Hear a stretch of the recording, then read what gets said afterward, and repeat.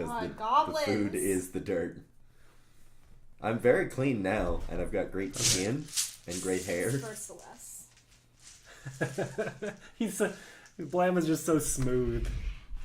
I'm not sharing my girlfriend with someone with dirty balls. No, they're not dirty anymore, thanks to Paul. They're not even wrinkly. They're completely. I'm the one. Why is not this not I'm the one with the horns and yet.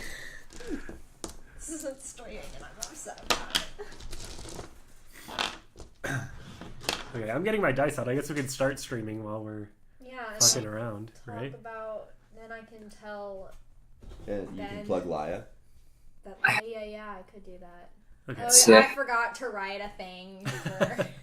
so that's gonna be...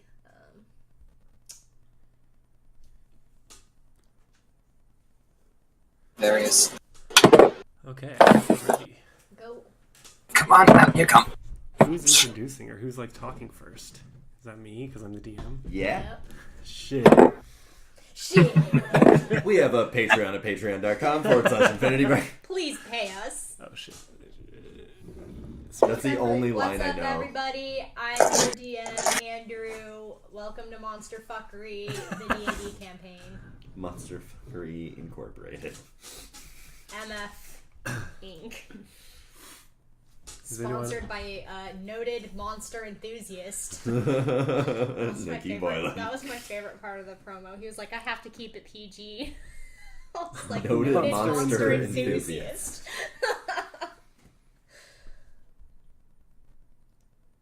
Alright, people are waiting on us. Yeah, let's do it. Ready? I'm ready. My body is ready. Your body is ready. Glenn, can you just say something for me real quick to make sure your audio is okay? Never. Cool. You're loud, actually. You're usually quiet. You're really loud today. Really? Yeah. You're like getting up into the red. Yeah, well, maybe turn him down in that and then turn him back up in our microphones ever so slightly. Or headphones. No, turn him up in the microphones. The microphones? I mean, I figure it's just an audio setting thing as opposed to voice tone. This is about how I normally speak. No, you're good. You're good. You're louder than we are. Which is good. Which is good. Yay? Okay. I'm not recording this in Reaper, right? We're just going to use the stream audio because we have Glenn as well. Yeah. Yep. Okay. Ready? Yeah. Am I ready? Are you ready? Are you ready? I always get That so fucking is a nervous question with you these must movies. ask yourself. Are you ready? Click it. Click the button, Andrew. Do it. We are live. Do it. Do it. Oh, Are so we? good. We are live. Are we? Are you on Twitch? Mm-hmm. It takes like 10 seconds or whatever. Hello. There we are. Hello, the internet. So normally we'd be doing Speak of the Devil right now, but obviously this is not Speak of the Devil. And I can hear myself through Sorry, Nikki's. I muted it. I'm Rude. fuck off. But we are doing a special one-off because once again Ben has been forced out of the company, and because of that we are doing a special Grimhallow Part 2 one-off. If you didn't catch it last time, it's a kind of a monster-themed D&D game with obviously... Oh shit, we're on the wrong side because I have to go this way to gesture to all of you. With our players today, if you want to introduce yourselves real quick. Hi. I'm While Nikki, I get my dice out. the noted monster enthusiast of the campaign. I'm playing the tiefling warlock rogue Daya. I'm Johnny Ronaldo, and I am playing the goblin gunslinger, who is now much hairier, due to a particular belt of some dwarven kindness. And yeah. Also, this stream is called Killing Floor 2. Oh, fuck. Yeah, we have to change it. We're Wait. not doing Killing Floor, that's a lie. Hopefully is not accurate. Please don't kill us all. You don't know that yet. Yeah, I mean, like, No! could be. Could be. Anyway. And we also Anyhow. have Glenn. Then we also have Yeah, Glenn. Glenn. Hi, I'm Glenn. I'm playing the I'm playing the Gargoyle Barbarian Sebastian Feldspar. Oh, I hope that's spelled right. Y'all might have noticed that someone usually in this group is not here today. Today we remember Ben Hamlin, Who is no longer abandoned with us for other friends. F in the chat for the Press F passing for Ben. of Ben Hamlin. Ben Hamlin is, I'm the new content director. I am giving everyone a 100% raise. Yes. Except me, I get 1,000% raise. Yeah, We except talked Johnny. about this. Johnny gets 1,000%. I am And every upset weekend is, about that. we're doing things my way now, which means Laia and Speak of the Devil are on the same day every week. Because this is what Johnny wants. This is what happens when we get power. Speaking of which, my campaign, Legends of Laia, second episode will be March 10th. And in continuation, if you missed the pilot episode, it's on our YouTube. And you should watch it. It's awesome. And so that'll be every other week, every other Sunday starting March 10th.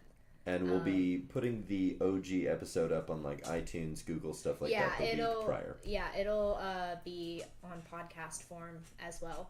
I recommend getting the live episodes because watching people's reactions are fun. Our faces are pretty good. Yeah. As one not involved, I can attest to the quality. Yeah, so that's going to be really fun. Next one, we introduce Ben's character, so that's going to... Also, our Patreon, there will be supplemental material going up on the Patreon that relates to every episode, like my homebrewed monsters and classes and stuff. So please donate to our Patreon. So for as little as $1 a month, you can get that material too. So that's patreon.com/infinitybreak. As you can see on our wonderful overlay. Yep, and you can find us on Facebook and Twitter. Join our Facebook group, The Infinity Loop. We do really awesome nerd stuff there. Plus, you'll get all updates on our shows and stuff. And real quick, because I'm a garbage person, I need to grab my books. So one sec. Rude. Andrew doesn't have his books ready. Would you grab... Oh, no, never mind. While you do that, I'm going to grab a beverage. Just gonna stand behind you for a moment.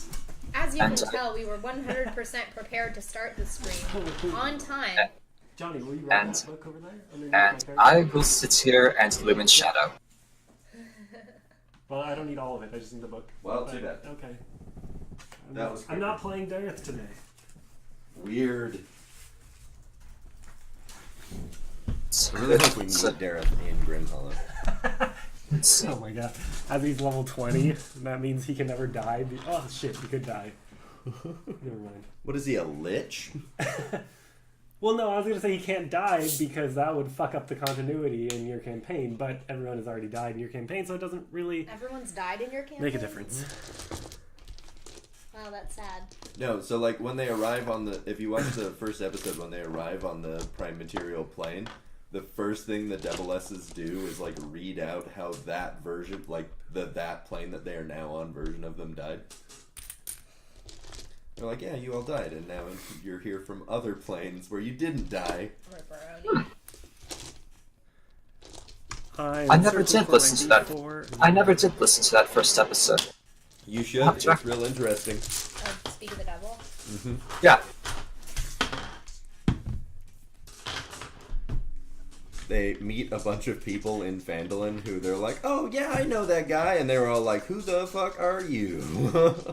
I guess to plug more, before we start, Ben and I did our comic book special, and that should be coming out soon. We're just finalizing some final details, and it's really awesome. We talk about Moon Knight and the new Miles Morales comic, and it's really cool. So we're doing that every month thanks to everyone who's donated to our Patreon. Now we do those comic book specials every month. So that's gonna be... Now who's the jerk? Right. I was opening up the chat and it decided to start playing. Yeah. So anyway, I think so I think we're ready to go now. I'm fully ready. Fully horned. Fully horned. So for those of us that did not join, or for those of you, we were all here. For those of you that did not join last time for Grimhallow Part 1, we find ourselves in the village of Grimhallow. It's kind of a regular island of misfit monsters, led by a Medusa known as Shell and a beholder named Veldrush. And there's really only 2 laws when you're in Grimhallow, and those are, number 1, don't kill other monsters, and number 2, don't steal from other monsters. As long as you follow those rules, pretty much everyone is welcome, aside from, like, humans, elves, dwarves, the regular classes that traditionally would have adventured and killed monsters. The exceptions being, like, the Drow, the Duergar, the downtrodden races, sub-races of those races. So as long as you follow those rules, you're safe. Those that don't are petrified by either Shell or Veldrush. They can both do it. And you are placed on this large wall, which is... the whole village sits inside of a cave, and so there's just this large wall to the north that is just covered in these petrified monsters that could not follow the rules, and therefore were turned to stone and placed up there as a reminder to those that still live in Grimhallow. And a lot of those are shot up now because we agreed that I could use them as target practice. Yeah, you can pretty much do whatever you want to them, shoot them, whatever. A lot of the gargoyles chat with them, if I understand. Sebastian. Well, we try. We don't get much of a response. Yeah, they generally aren't very talkative.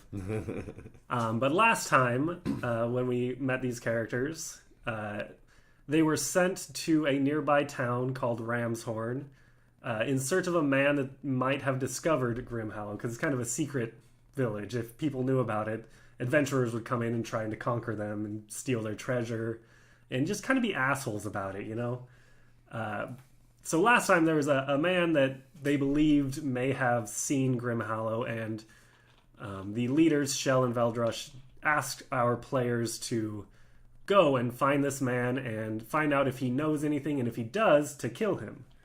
They were successful in this endeavor and returned to Grimhallow as not quite champions, but as respected individuals. Let's call it that. Legends. Since then, it has been a couple months, and they have kind of returned to their own lives and kept doing what it is they do. Which, real quick, what's some of the stuff that you guys have been doing since this last, adventure? Well, Paul and I are engaged. Oh, it's gotten that far. I wanted to wait to announce it. I did not know that, so... Congratulations. Paula, of course, is the gelatinous cube that cleans the streets of Grimhallow. And now cleans Blam. Now cleans Blam. He has baby soft skin. And I'm working at Daya's Antique Shop, because I've got wood carving as a proficiency, so I've got to do something with that. And obviously I can restore, like, firearms, which are the future and not antiques, but close enough. They're artifacts and stuff. They're future artifacts. Future antiques. I've been running my antique shop. It's just a place where all the gadgets that I've gathered. Nobody knows for sure where I've got all these from. They suspect, but really they approve. Let's just say that a lot of humans have, well, not great things have happened to the humans that I took them from. But it's just me in my antique shop with my 2 vampire girlfriends and me. Oh yeah, we should update the listeners on where your vampire girlfriends are from. Oh yeah, so if you missed the last episode, when we went to the town, there were 2 women, and I convinced them to, well, mostly I just said that a guy had harassed me, and then they were like, oh, we'll kill him for you, and they went and killed him in an alley for me. So, I kind of fell in love with them. I mean, it was a lie. The guy had not harassed you. He had harassed Sebastian. He had harassed. Also, I stole from him. But we looted the body. You definitely did. I looted his room. And so we took them to Grimhallow with us, and they became vampires, and now they're my girlfriends. So we live happily in my antique shop. That's why, for those of you who follow me on Twitter, there was just the random poll that said poly lesbians? Yes, no, and like 15 people. Oh yeah, voted and yes. the poly component being that Blam is also dating Celeste. Yeah, there's a whole thing going on there. Yeah, their names are Celeste and Nasha.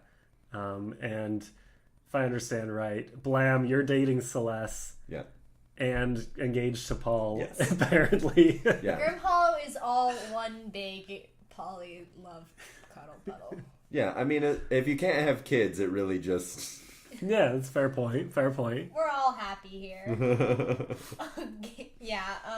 Daya says gay rights. So what has Sebastian been up to, our gargoyle buddy?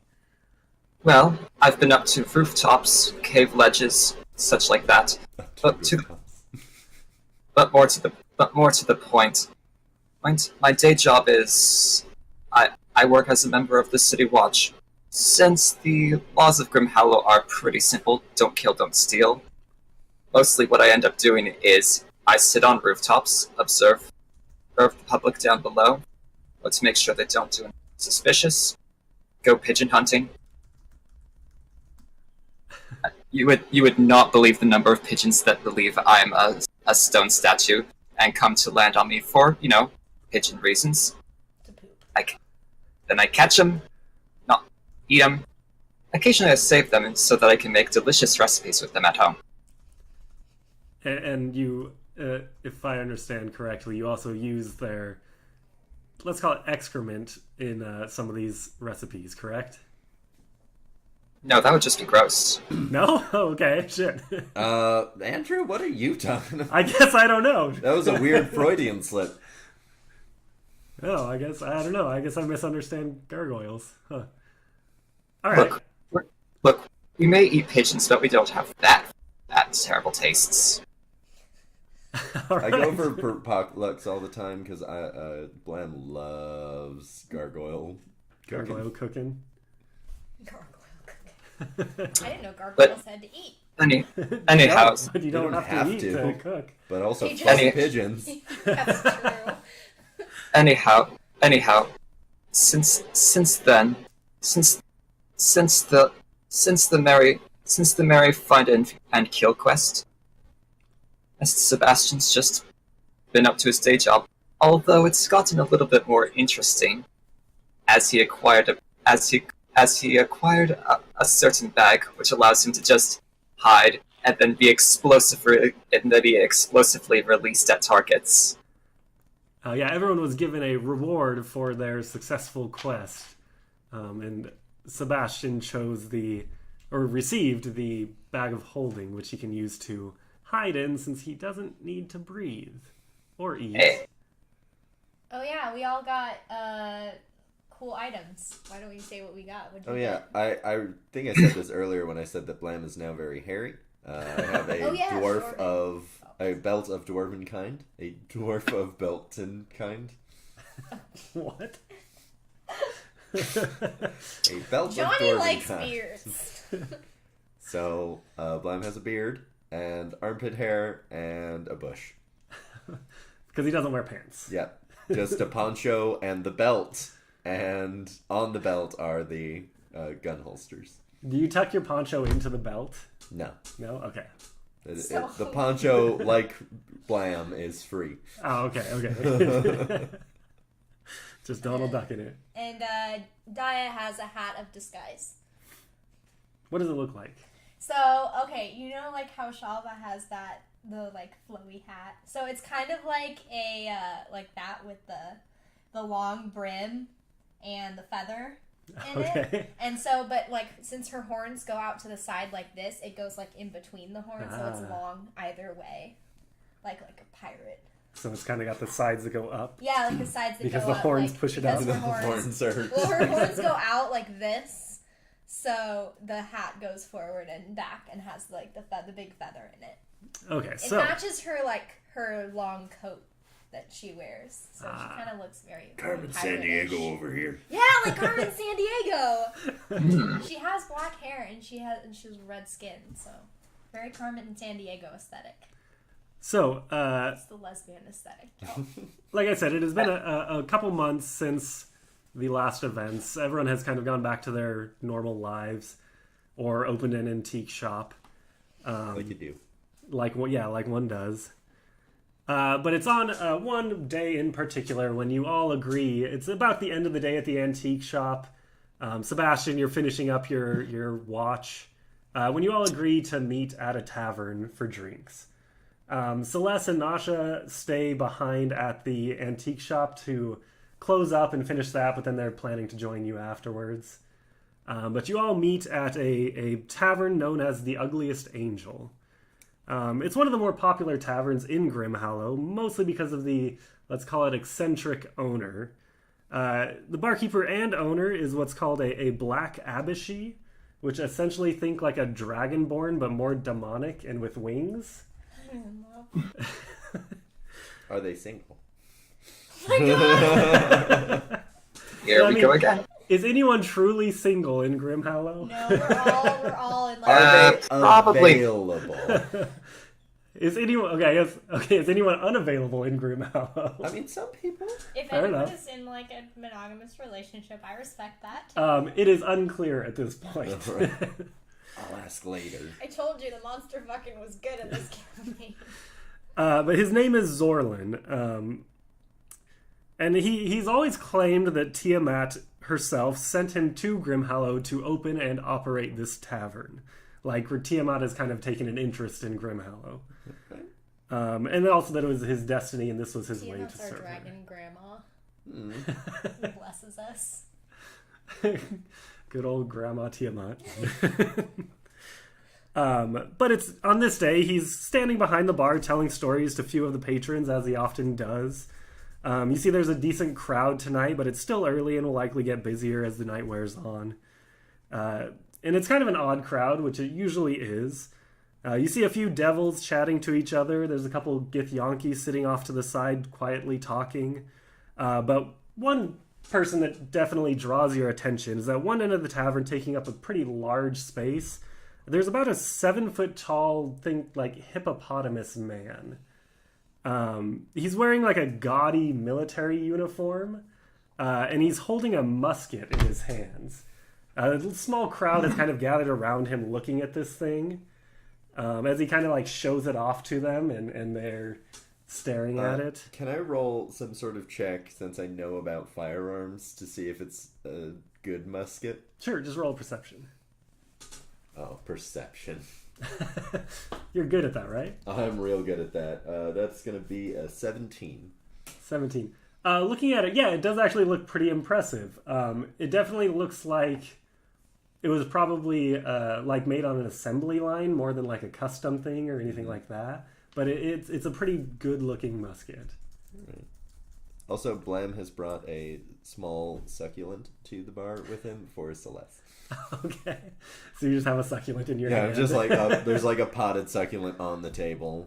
That's So valid. you see this hippopotamus man standing to the one side. You also notice sitting in one corner there's a slender humanoid that you can't really see much of. They're wearing studded black leather but have a large hood that covers most of their face. They're sitting by themselves, and you can just make out a hint of white pale skin beneath the hood. You notice that wrapped around their forearms are actually like just chains that look like they have little spikes on them as well. And there's a mug of something just sitting on the table next to them, which doesn't look like it's been touched at all. So we can't see any of their features besides that they kind of have white skin and kind of look humanoid. And that's pretty much it, yeah. I'm going to go take a closer look. Okay. I'm curious and wondering who's this? I'm curious. I'm going to follow tentatively. Keep I would like my to- eyes on the succulent on the table to make sure nobody takes it. No one's going to touch a succulent. You I said that last time, and somebody bumped it off the table. Well, they were just careless. Yeah, I next I time will someone's I careless, will I'm gonna know tell who you it was. what. When you have knives for arms, arms. You know, it happens. Tell you what, I will guard the succulent and keep an Edgar could eye on have said he was sorry if he did that. We all blame Edgar. Sebastian, Well, you went straight to knives for arms. That's Sebastian, true. what were you There's only saying? one with knives for arms. I will keep an eye on. I will sit at the table to keep an eye on the succulent to make sure that no one knocks it over, and also to keep an eye on the fellow with the musket just to make sure he doesn't, start actually using the musket. Thanks, Sebastian. You're a real champ. You're a real friend, and that's why I like having you around. No worries. You want anything from the bar, Sebastian? My treat. Simply an ale. I'll get you an ale. Thank you. I'm going to sidle up to the table where this strange hooded person is. Okay, you're just walking up? You're not like stealthing or trying to get a better peek? You're just walking up and sitting down? Mm-hmm. Okay, so as you approach, and Blam, are you with... yeah, I'm approaching, but I'm like beelining for the musket. Hey, I don't give a fuck about this. As soon as you approach, this person kind of like straightens up a little bit, and like puts their head down so that the hood is covering their face just a little more. Hello? I haven't seen you here before. I haven't been here before. What's your name? I have to go. No, you don't. And they kind of like stand up and start heading for the door. When they stand up, with my lower perspective, can I try and percept up into the hood? Go for it. That's going to be a 21. Damn. When they start... Sorry, carry on. Go ahead. When they start heading for the door, I would like to nonchalantly just get up and start heading in the general direction of the door as well, with the intent to intercept. Okay. So you kind of head over to the door and kind of stand in the way like a bouncer? Just, don't mind me. I'm in the way of the door here. So you kind of look up and try to see under the hood a bit, and you see it's a pretty elven-looking face. They do have very pale white skin and like white eyes. You don't see any hair. It looks like they are bald. Oh, how unfortunate for them. Is what Blam is thinking. I've got a belt for that. Why are you going away so soon? We like new friends here in Grimhallow. I was just here watching. Yeah, why don't you take off that hood there, buddy? I'd rather not. I understand that you'd Why? rather not, You but like we have... really, are you like embarrassed or something? What is your guys' insight scores? Real quick. Passive insight or... Passive Yeah, like a passive insight. Is 12. 10. Passive... Or wait, passive... no, 13. Wait, do you mean passive perception? No, do insight. So it'd be 10 plus your insight score. 10 plus... Okay. That's 15 anyway. Okay, so Sebastian, you're kind of watching from a distance, but this person looks super uncomfortable at this conversation. Odd.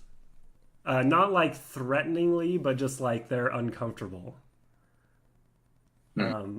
So, yeah, if you're in Grimhallow, we have certain rules here about who can and can't be in Grimhallow, and it just seems like maybe you should take the hood down for a second and make sure, you belong here.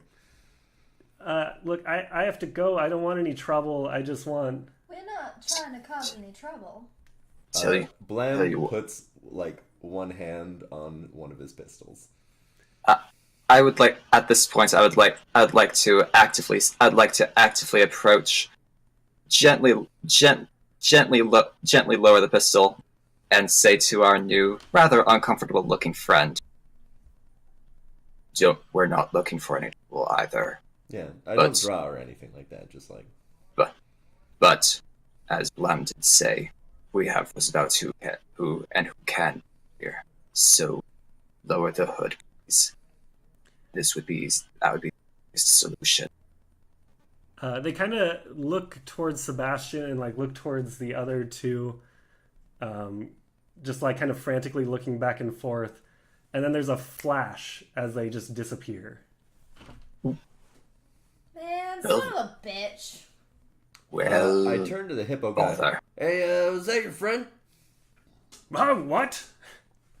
I wasn't paying attention. What did you say? Was that the person that just disappeared was sitting right next to you? They're your friend? Oh, they weren't sitting right next to me. They were all the way on the other side. Oh, gotcha. Were they? Yeah. Okay. Sorry, I thought you said sitting next to them was... No. This person was sitting like off in a corner by themselves. Oh, gotcha. Well, The hippo man was off to Then the yeah, side. then I don't ask that at all. Never mind. Well, I would say that was mighty suspicious. Yeah, I'm pretty sure we should probably let somebody know about that. That seems pretty... That seems pretty I much concur. like that guy was an elf, and he knows we're here, and... If he goes anywhere and tells anybody about us, who knows who he'll bring here. Yep, gotta kill him. Here we go After again. all that effort that we went through. We tried so hard to be nice. The hippopotamus man starts walking over to you after you were talking to him briefly. Mm-hmm. He reaches out his hand to Blam specifically and goes, "Oh, that is a mighty fine pistol you have there." I've also got bad news on my back. What does bad news look like again? Bad news is basically like an old school like sniper rifle. Okay. It has like explosive rounds and shit. Like bad news is awesome. So he walks over and goes, "Oh, that's a mighty fine gun you have on your back." Yeah, I call it bad news because if you're looking at it, down the barrel, It's probably bad some news. Yeah. Ah, I like it. What do you call yours there, bosses? I call this a musket. Yeah, it looks like a mighty fine craftsmanship for something that was machined out, mass production. Well, you see, I guess. I'm no longer. I was part of the GIF military. Uh-huh. And this was one of the guns that you are given as part of this military. My name, and he reaches out his hand now for an actual, shake, is Sir Archibald Alexander Sinclair. I'm enjoying the mental image of this handshake between a goblin and this, large hippopotamus person. Yeah, he is... Not only is he, 7 feet tall, he's, 7 feet wide as well. Yeah. Can we just call you Archie? You can call me whatever you would like. Alright, whatever you would like. Just My won't- name's Dad. Never call you late for dinner. That was rude. No, like the saying, just don't call me late for dinner. Yeah, we know. Got it. Okay. But anyway, so he shakes your hand and goes, "So what brings you here?" We live here, man. "Ah, this is a wonderful place. Since retiring from the military, I have been wandering and I just happened upon this wonderful place." Yeah, have you been to the antique shop? It's real good. "I have not. I'll have to check it out. Where is it?" It's just down the street. 2 stores down, to the left. You can't miss it. It has a big sign and everything. "I will make my way there first thing tomorrow morning." Yeah, if you I'll ever be need there. any maintenance on that there musket, I'm pretty good at that. "Oh, I can certainly take care of it myself, but I appreciate the offer." He does some mighty fine work. Does he now? I can tell by that. Yeah, I Bad rip news on his off my back. back and sort of just set it on the ground triumphantly. He gestures towards the barkeeper and goes, "A round of drinks for my friends here." And one for Sebastian too. Well, I was including him, but... We need 2 drinks. Oh, I'm sorry, I assumed he was one of your friends. No, he is. I just thought it was so funny. I didn't know Sebastian was still there with us. The last I remembered, Sebastian was staying with my succulent. Oh, yeah. Oh, yeah! And one for the succulent. And an ale for the succulent. I mean, it needs to get watered sometime. Yeah. Might as well do it with piss. But not ale, actually, like water. What is your passive perception? My Wow. passive perception is 21. Okay, so Sebastian got up and walked over to the door, leaving the succulent alone on the table. And out of the corner of your eye, you see someone bump into the table Does he have knives slightly. for hands? What's that? Is Does it? he have knives for hands? Oh, No. Is it Edgar? Can I use acrobatics to fucking just dive? Yeah, That's roll it. Slice! That is a natural 20. So you see this thing, you see the table get bumped, and the succulent kind of tips on its side and starts rolling around in its little pot. And you go diving over there, steadying both the table and the succulent at the same time. And I look and death glare at whoever bumped it. You see a a red-skinned man with like horns coming out of his forehead. Clearly some sort of devil. There's only room for one in this town. He doesn't look like a tiefling. He looks more like an actual devil. Listen here, bud. If you knock this succulent over, I'm going to take those horns off your head and I'm going to make trinkets out of them, I swear to God. Roll intimidation. That is a 6. He looks at you and goes, "It's just a succulent. What's your problem?" It is a gift for someone he cares very much about. Is it possible for me to just quietly walk behind him unnoticed? Okay. You can roll a stealth to try to do that. Hey. I have no bonuses. Leave this bar. Never. Okay, that's a 7. A 7. So you clomp your way over behind him, and he clearly notices you. Well, this may achieve my purposes anyway. I mutter, "Respect the succulents." He turns and roll an intimidation. I mean, I was hoping to spook him, but this may work out anyway. 6. Big stone man isn't intimidating. Maybe y'all should leave it to the charismatic one. He like turns and looks at Sebastian and looks back at you and goes, "Whatever," and just like walks away. This Can is I just smack him with my tail as just he like walks finger out? guns. Like as he's walking away, I'm just like for fun. Just like a light, or an actual attack. I just want to smack him for the attitude. Okay, roll like dexterity, I guess, acrobatics or athletics, or sleight of hand or something. I don't know. I'm just I take sleight of hand. As long as you're not trying to do damage, you can. I'm do not sleight trying of to hand. do damage. I'm just like, you know how you could you. Yeah. Only I'm like hitting him with my spaded tail. 23. Okay, so you just lightly tap him as he's walking away, and he just like looks back and keeps walking. And can everybody roll a perception check for me? Very good. 30. Oh my God. Is that a natural 20, or was that just a... That is a 17 plus Oh 13. Wow. That's a 16 on my part. 16? That's 18. Damn. Okay, so all of you at the same time, as this guy is walking away, you start hearing like shouting and screaming outside. I'll run outside. Ooh. I I push him out of the way too. Specifically. Yeah. Okay. I'm gonna ready bad news and like run outside. I put one hand on my great All axe. three of us just like bulldoze over him. I'm trample pretty tall. this guy. I'd Yeah. probably just knock him over. And I have cloven hoof. Just like, get out of my fucking way. Just like I sweep one leg with the barrel of bad news, and then somebody else comes by, and then somebody else comes by, and it's just like this is like her It's like a revolving door, like getting caught in a revolving door. This guy gets Precisely. pinballed around. Yeah. Everybody... That's what you get for being an asshole. So everybody rushes towards the door, specifically trying to shove this guy. As he gets like shoved to one side, bounces off another person, and then like bounces off another person, and like spins and just like falls on the ground. And as you rush outside, you see a large amount of people running away from what you would know as the entrance to the cave. They're running the opposite direction away from the entrance. Are there Naturally, any I'm going towards the especially entrance. tall buildings that I could get like a view of the entrance from? Around here, not really. It's mostly smaller buildings. Could I climb the wall of shame to get a view of the front? I would like to start flying so I may get a better view. Okay. Just there rise is up in a the air. gargoyle that you could I grasp hop onto if you would on like your to. shoulders. Get on. We're going up. With sniper rifle ready. Okay. And up we go. I try to angle ourselves to get a better view of what's going on. Okay, so you fly up. Daya, you're just kind of looking down the road to see the entrance. Mm-hmm. You see there are... you can see the entrance pretty well from where you are, and especially those that are flying.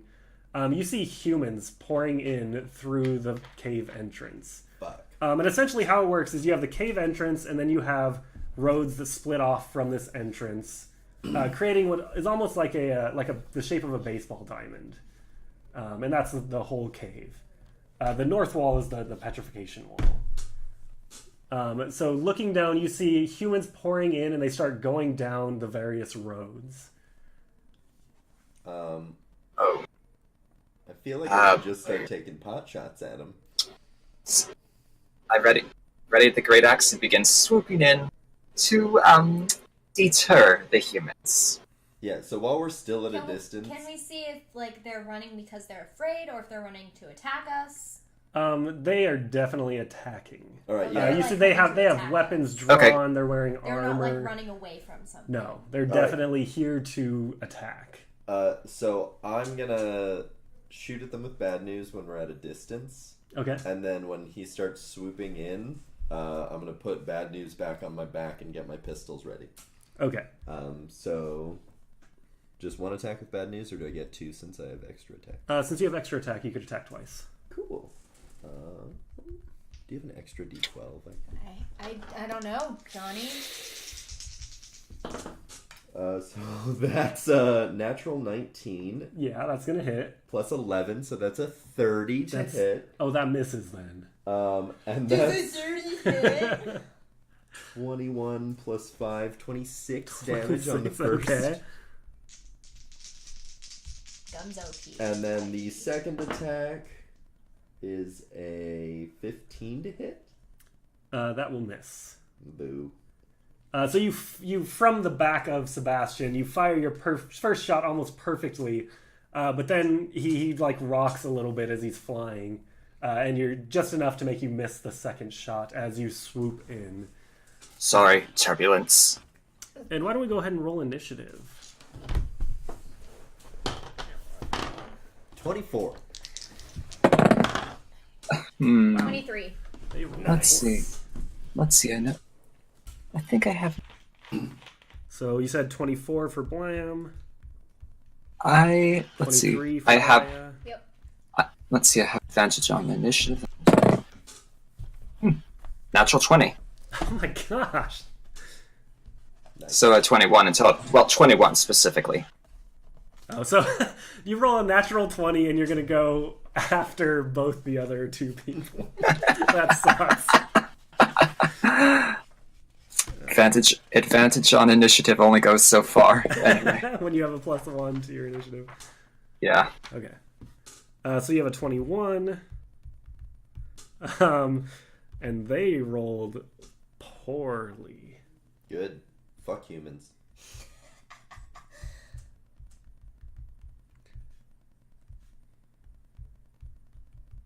I feel like this is a real good we hate human prep session for Laia.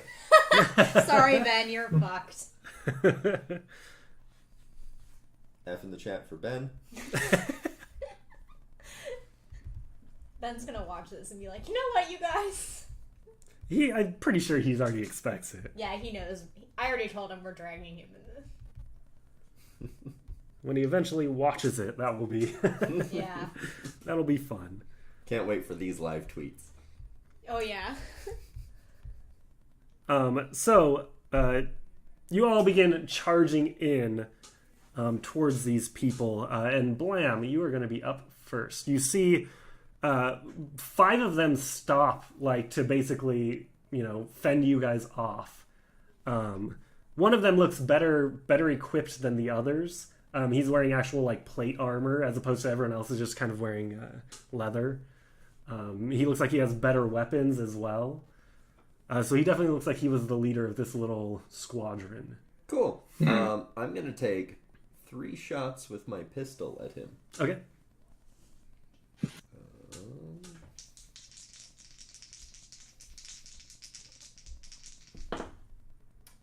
So that is an 18 plus 11 to hit. Yeah, that's plenty. And that's going to be for 12 damage. Okay. So you fire at this guy. Or which one were you shooting at? Were you shooting at one of the lesser guys? No, or the big guy? big guy. Okay, cool. All 3 shots are going to the big guy. Okay. So how much damage was that one? That one, the last one was, I think I rolled a 7 plus 5 is 12. Okay. The second shot is a natural 20. Oh my god. So that's going to be 17 damage. Okay. And the last one is a not natural 20 to hit. That'll hit. And that's going to be 14 damage. Okay. So if you fire off 3 of your shots, which pierce through his armor like it's nothing, and you see some blood like spray out as it does so, but he is still standing. And after I like blam blam blam, I'm just like, you get the fuck out of my town. He looks up at you and goes, like, kind of holding his chest. Oh, what do we have here? Kill them all, boys. And then it's Daya's turn. Okay.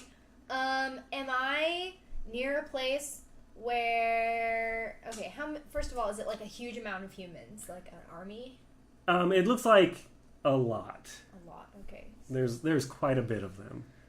Okay. But this one group has kind of stopped to face off against you and allow the others to continue into the roads. I step forward and I reach out my hands and I cast Thunder Wave. Okay. So they have to roll Constitution saving throw. Okay, so are you getting right up in the middle of them? Yeah, pretty much? so because it's 15 feet. Okay, and 15-foot radius. Everyone within the area of effect is pushed by the spell's effect, and the spell emits a thunder spume audible out to 300 feet. Okay. So there are 5 of them, so you're actually going to be able to get all of them in that one thunder Sweet. wave. So I push my hands out to the side, and just like thunder just ripples out from like the ground underneath me, and like you just hear this booming sound of thunder as like it just erupts from my fingers and shoots out at everyone. And what's the DC on that? 15. Oh my god. Oh, that was supposed to be once. So the larger, the better equipped guy succeeds. Everyone else fails. Okay, so on a field save, they take 2d8 thunder damage and are pushed 10 feet away from me, and on a successful save, the creature takes half as much damage and isn't pushed. Alright. So... I just realized I got another grip point from that net 20. 10. So they all take... So all of them except the one take 10 points of thunder damage and are pushed 10 feet away from me, and then the other takes 5 points of thunder damage. Okay, so one of the lesser equipped guys was the one that Blam shot previously with the bad news before arriving. That one just goes, he just ragdolls and is dead, just flies through the air. The others get knocked back and take 10 damage, you said? Yeah. So there are now 3 thugs and the guy wearing plate armor. And did you want to do anything else? I'm going to bonus action disengage.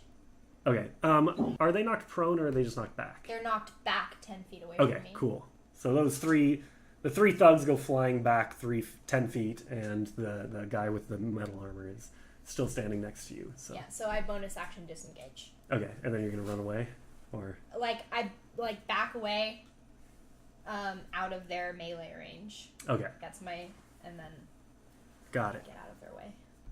All right, and our natural 20, Sebastian. Natural 20s don't mean anything. Anyway.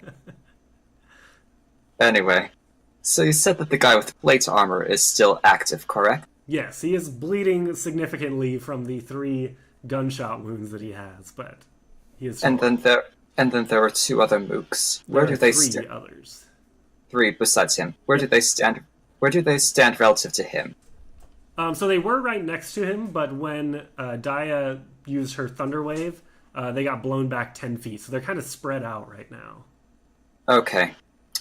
Well, you see. Okay then. Then the plate guy's gonna have a bad day.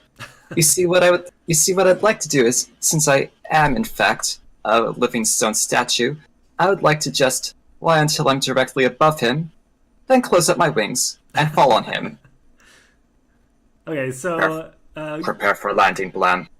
How far off the ground would you say you are? Like 30 feet? We swooped in close enough for Blam to shoot them. So, yeah, 30 feet seems reasonable.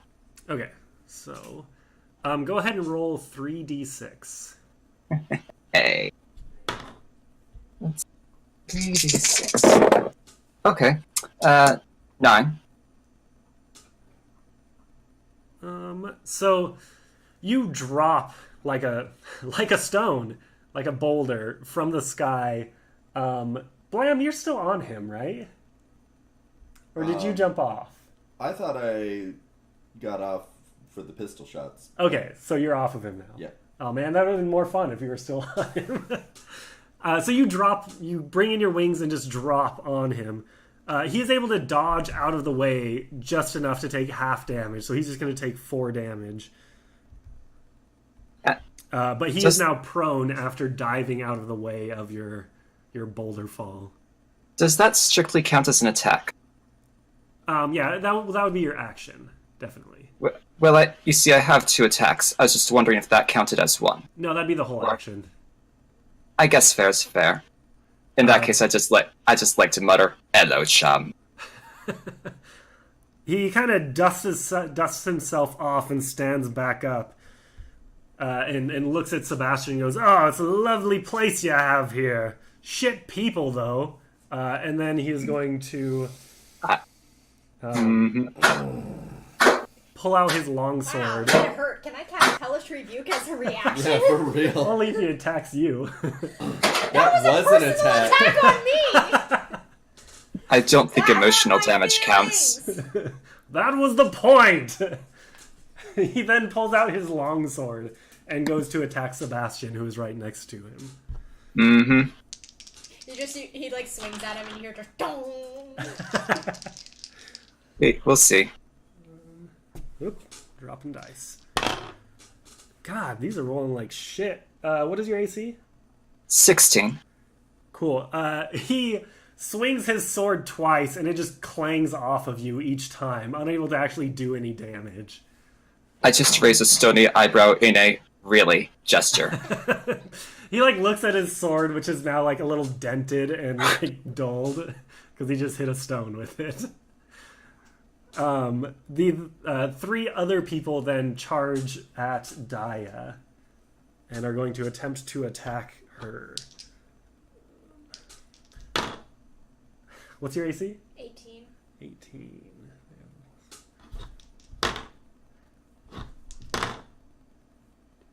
Okay, so each of them swing. They have maces that they pull out. Each of them swing twice at you. Only 2 of those actually hit, and you are going to take 10 bludgeoning damage. Okay. I'm going to use Hellish Rebuke on one of them. Okay. So, the first one hits me, so in total I take 10 damage, right? Right, yeah. So the first one hits me, and I, like, take it, and I'm kind of getting angry. And then the second one hits me, and I just kind of, like, bend over and then, like, hand up again, and my eyes just turn black. And, like, I get, like, 5 different resonating voices all at once as, like, my fiendish patron, like, flows through me. As your and uncle just, like, flows. fuck you! And I'll use Hellish Rebuke. So they have to make a dexterity saving throw. Okay, and that's only on one of them, right? Yeah. Okay. Well, I can only use it on one, I think. Yeah. Dexterity. DC is 16. 16. He fails. So he takes 3d10.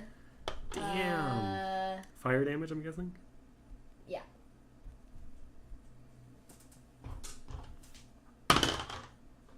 So 9, 12, 18 points of fire damage. 18.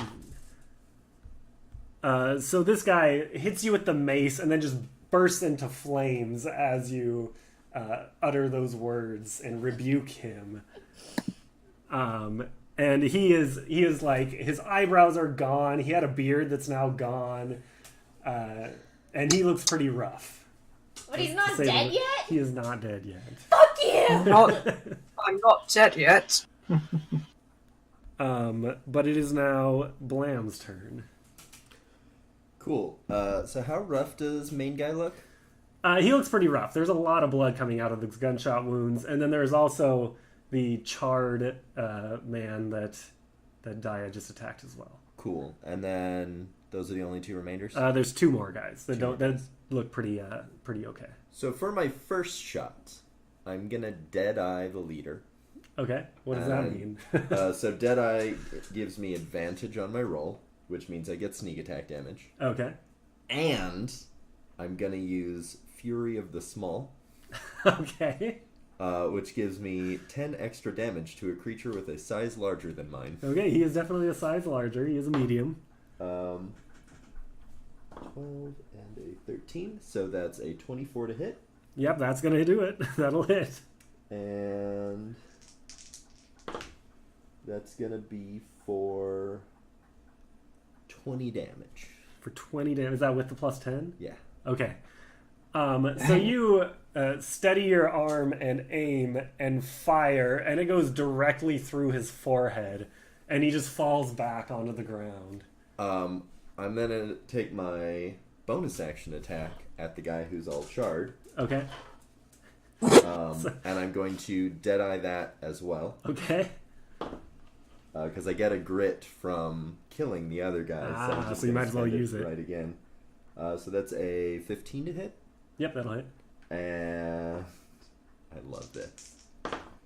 My goopy boy dice are really nice for you.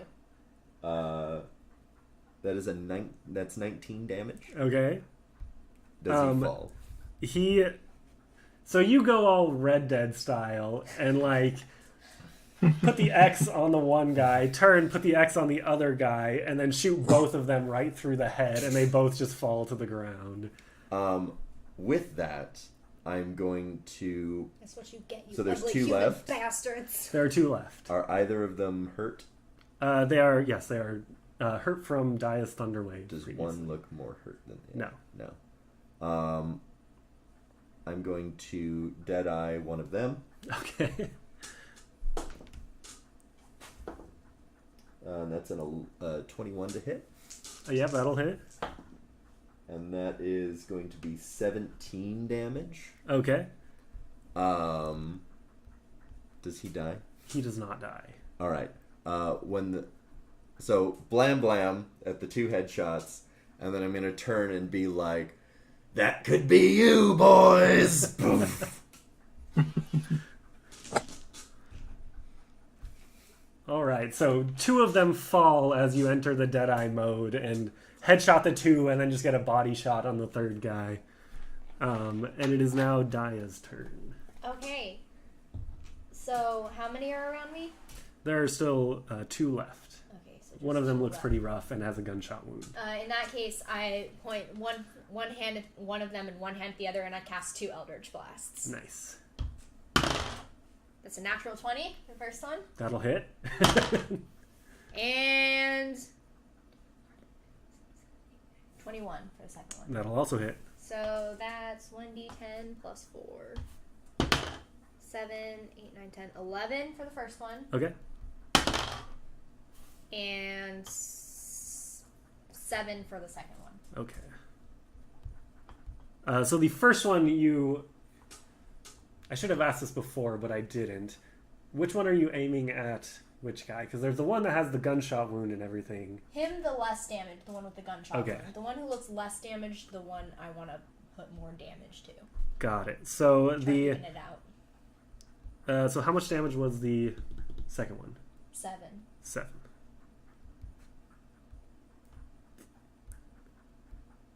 And then the crit was what, 20? Oh, so yeah, it would be 20. 20? Crit. So you, the charred guy with the gunshot wound, you extend your hand and your Eldritch Blast shoots out, and you center it pretty much on where the gunshot wound was as well, and just basically widen the hole in his chest, and it goes right through and out the other side, and you just see you can see through the hole in his chest, and see the wall behind him. And your finger guns out. As he then falls to the ground, and there is now just the one guy left.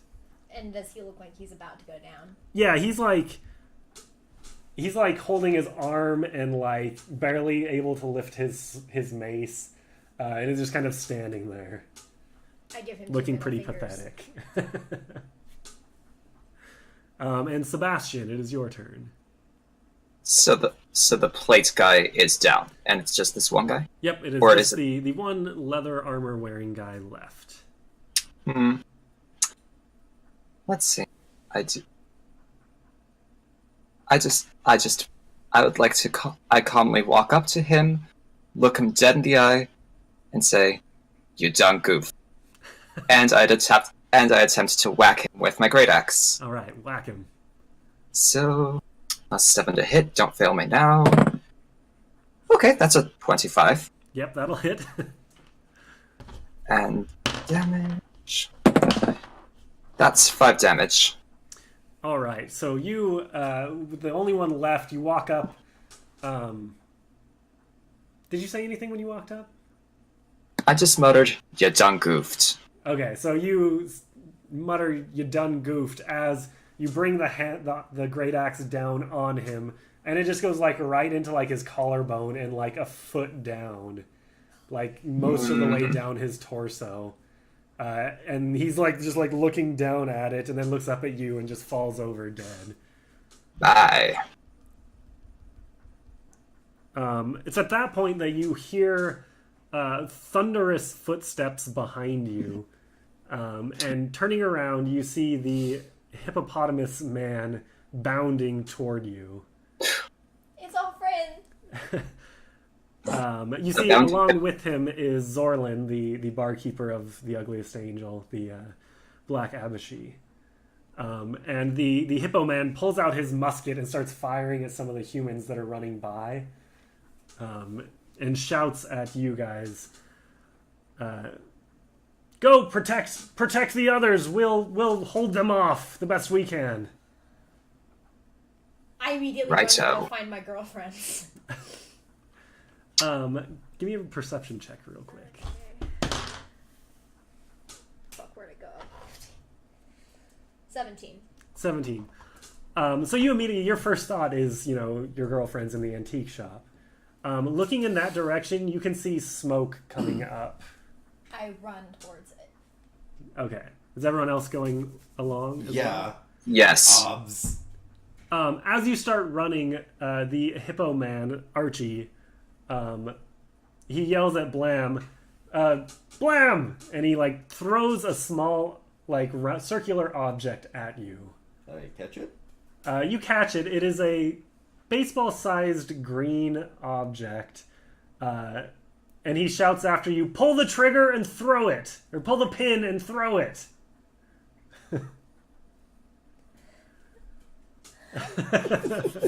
And then you hear further gunshots as he turns back to the other humans. You also see the Zorlin, the barkeeper, pulls out two, like, kind of like jagged scimitars as he starts slashing at the humans as well. So yeah, I run to my antique shop. Okay.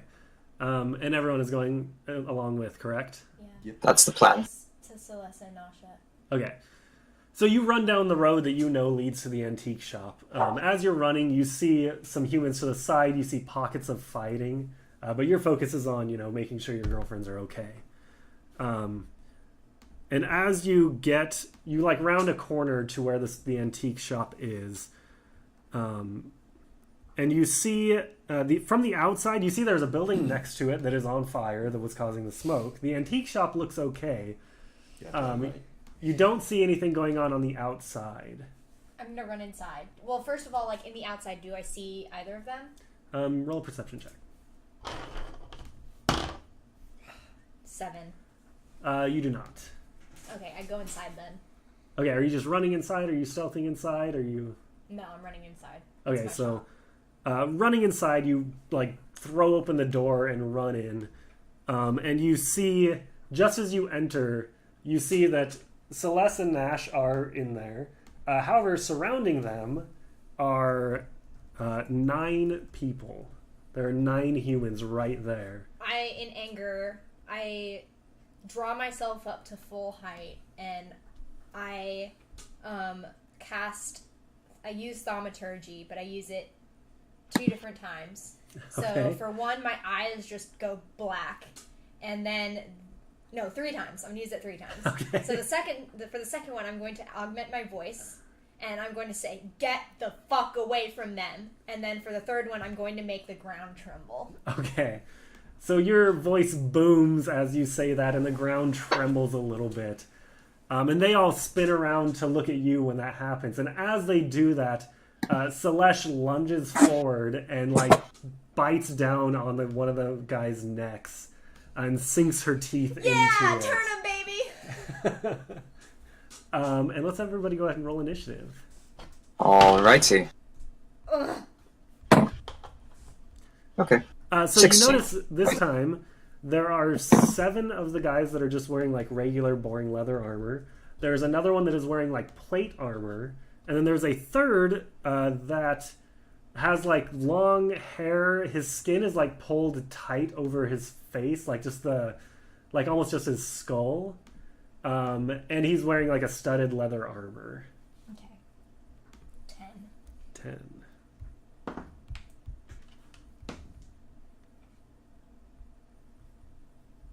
What did everyone else roll?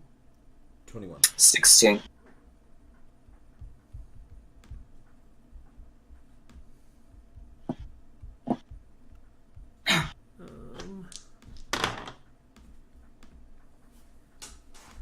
Yeah, let me find him real quick.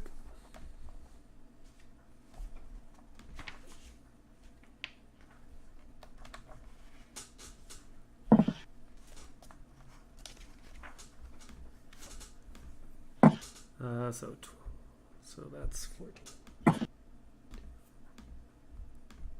Sebastian, what is your dexterity? My dexterity, that is a +1. Okay, A 13 for the number itself. got it.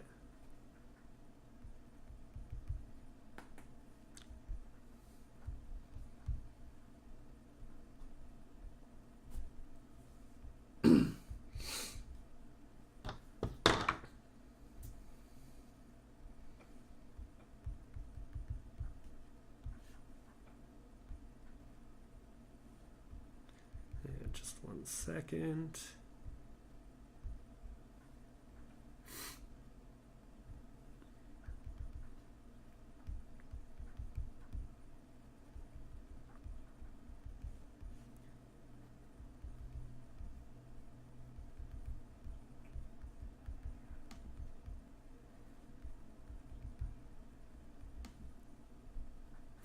Okay, so to set the scene a little bit more, your antique shop has aisles with all the various antiques on, what do you call it? They're not bookshelves, but they're the aisle shelves. There is a front counter area that's kind of a square area where the cashier would stand behind. I guess not, cashier, whatever. And they're standing basically right in front of that. So there are, behind them are the aisles, which are kind of only dimly lit because you guys are in a cave. And they are standing directly in front of, between the aisles and the cashier area. And Blam, you are going to be up first. Nice. Do they know I'm there with all of the commotion? Did you run in with Daya, or were you outside? I'm gonna say I ran in with, but did not partake in the thaumaturgical. So they definitely all looked in that direction when you gotcha. entered. So Okay. yeah, they would be aware that you were there. Fine. I am going to. Oh, I need to roll damage for Celeste. Hold on. Which you said one's attacking Celeste? No, she. She bit. attacked she. them. Okay, I was about to say. Yeah, baby, I support you. Whoever she is attacking, I'm gonna take a shot at. Okay, so yeah, she's sinking her teeth into one of the leather armor wearing guys. No, if you turn into a vampire. There's no guarantee that it'll be on our side. I'm gonna say it. Alright, I'm gonna. The next closest one, mostly because I don't want to take the chance of accidentally shooting her while she's Okay. eating the guy. No. So the next closest one, Oh, I need and to roll. I'm using a grit to Deadeye. So that is a 28 to hit. Yeah, that'll hit. And that's going to be for 13 damage. For 13. If he doesn't die, I'm going to shoot him again. Nope, he's still alive. That's going to be a 15 to hit. That will also hit. And that's going to be for 7 damage. Okay, so total of 20. He is still alive. And the last one is going to be a 16 to hit for 8 damage. Okay. If he is still alive, He is still alive. I'm going to take an action surge. Okay. And I'm going to Deadeye him again. Alright. Which is a good thing, because I rolled a 1. And so with advantage, that's going to be a 16 to hit. That'll hit. And that's going to be for 18 damage. Okay. That one drops him. Cool. Next closest As guy. a flurry of bullets emit from Blam's gun. The next guy. I imagine you're fanning the hammer at this point. You're Yeah. not even, It's really just like boom, boom, boom, boom. Yeah.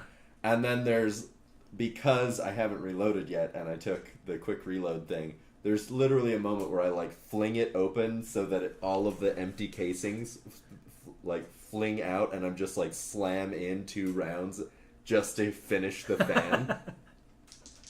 And that's gonna be a 15 to hit for 7 damage. A natural 20 Oh my god. for I rolled real low on damage there. Really? So it's gonna be 9 damage. 9 damage. And I think that's 6, right? Yeah. Yeah, that was 6. Yeah. So you burst into the door, Daya's voice booms and the ground shakes as you just start fanning the hammer and firing as fast as you can. You stay the hell away from my Celeste. You kill one of them and then deal more damage to the other one next to him as well. I like to imagine that like the 4 bullets just hit the one guy, and then the last 2 just like fully pierce him and hit the guy behind him. You're still shooting at the same guy, but that guy falls to the ground and your bullets are already on their way. Yeah. Okay, and it is now the white-haired, skeletal-looking guy I should have shot him. climbs up on the counter and pulls out a longbow and fires it at Blam. Blam audibly goes, "Oh, I should have shot you." What's your AC? It is 17. 17. One of them is going to hit you for 12 piercing damage. Boo. One of them flies right past you, but the other one strikes you in the shoulder for 12 piercing damage. So he is standing like up on the counter now, aiming kind of down at you.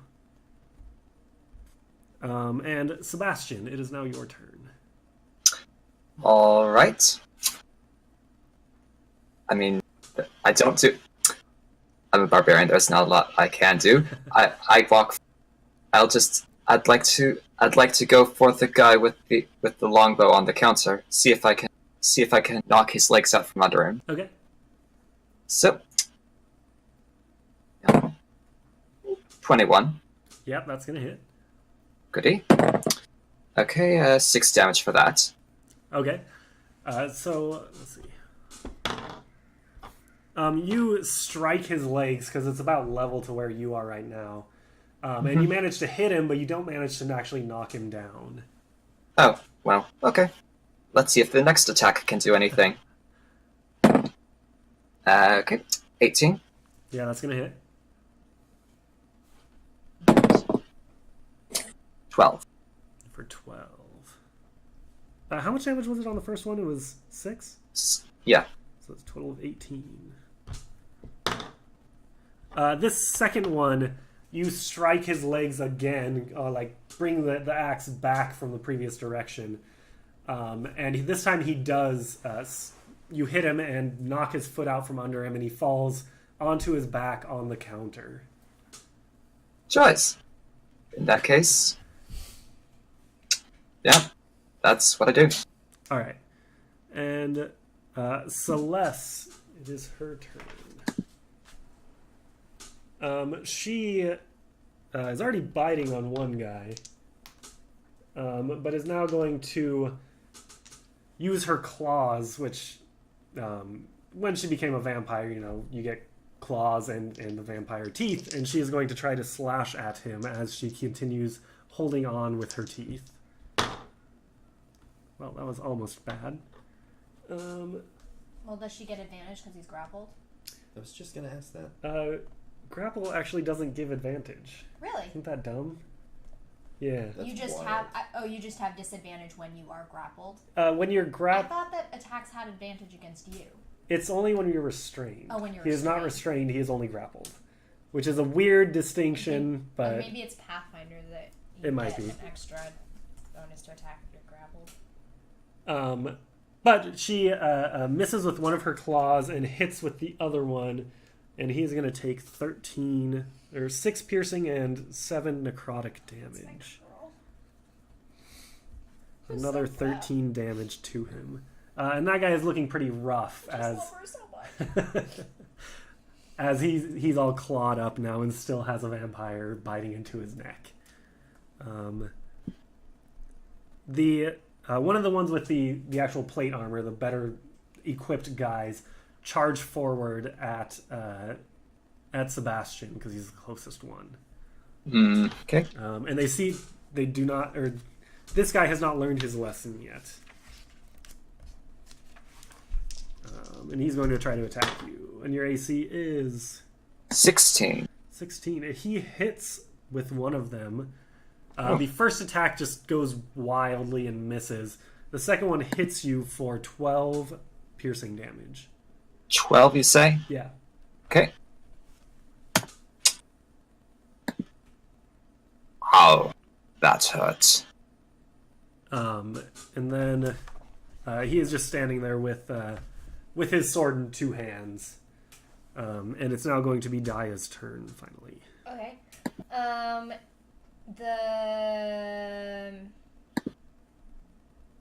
The skeleton die, is he prone? He is currently prone on the counter, yes. Okay, so then range attacks have disadvantage, right? Right. Okay, so Unless you get within 5 feet of him. okay. Is there anyone within... So the ones within 5 feet of Nasha and Celise, They're pretty much surrounding them still. Okay. They haven't moved. So I'm going to cast, I'm going to use Eldritch Blast against one that's near, not the one that's injured, but 2 other. Okay, 2 of them that aren't. Yeah, Okay. and then I get sneak attack because... there's the one that Celeste is biting into. There's also the one that Blam has already shot, if you want to target that one. Yeah, there's the one that Blam has already shot, and then maybe one that's... One of the others. Closest to Nasha. 15? 15, that'll hit. 23? And that'll also hit. Okay. So that's...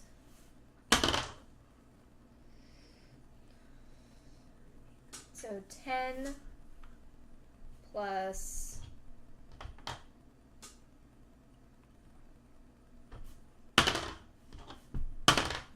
6, so 16 for the first one. Okay, and that's the one that's already injured, right? Yeah. So you blast him and he just drops to the ground with, like, his armor is, like, dissipating as your eldritch energy destroys it. Stay away from my girlfriends. That's 10. As you say that, you hear from Celeste, who still has her mouth on this guy's neck. You just hear her go, "Oh." I'm here for you, baby. So that's 10, 14 plus 5, 7, 14, 15, 16, 17, 18, 19. So 21 points 21 of damage. Okay. to the other one. Damn. Okay, so yeah, that guy looks rough real quick as well, as you strike him with an Eldritch Blast too. Boom, boom. It is now Nasha's turn. So she, seeing that like Celeste has already, bit into one of them, she is going to lunge at a different one and chomp down on him as well. And at the same time will try to slash him with her claws. And that is a natural 20. Yes! That's my girl! So the bite will deal a bunch.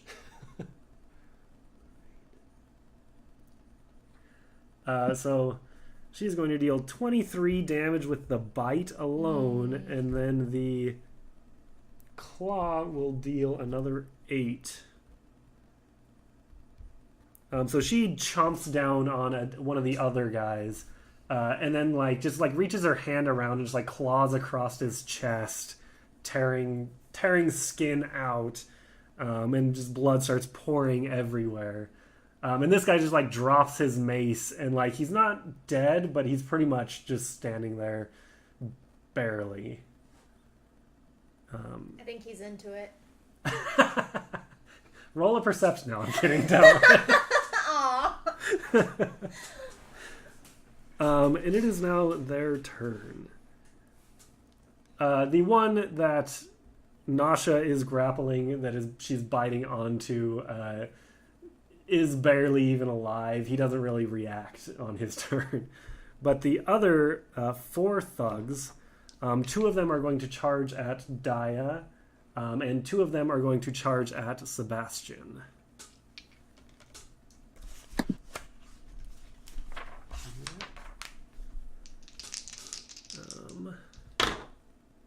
That's terrible. So these will be Daya first.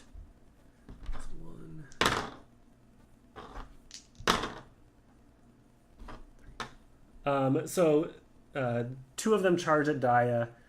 They each strike twice, and you get hit 3 times. 3 times? Okay, I cast shield against the first one.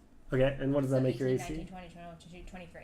Okay, well, in that case, you see that they were all going to strike, and you get your shield up just in time as all 3 strikes just bounce off of the shield. And then the ones attacking Sebastian will roll. Let's see. Goodbye. Oof.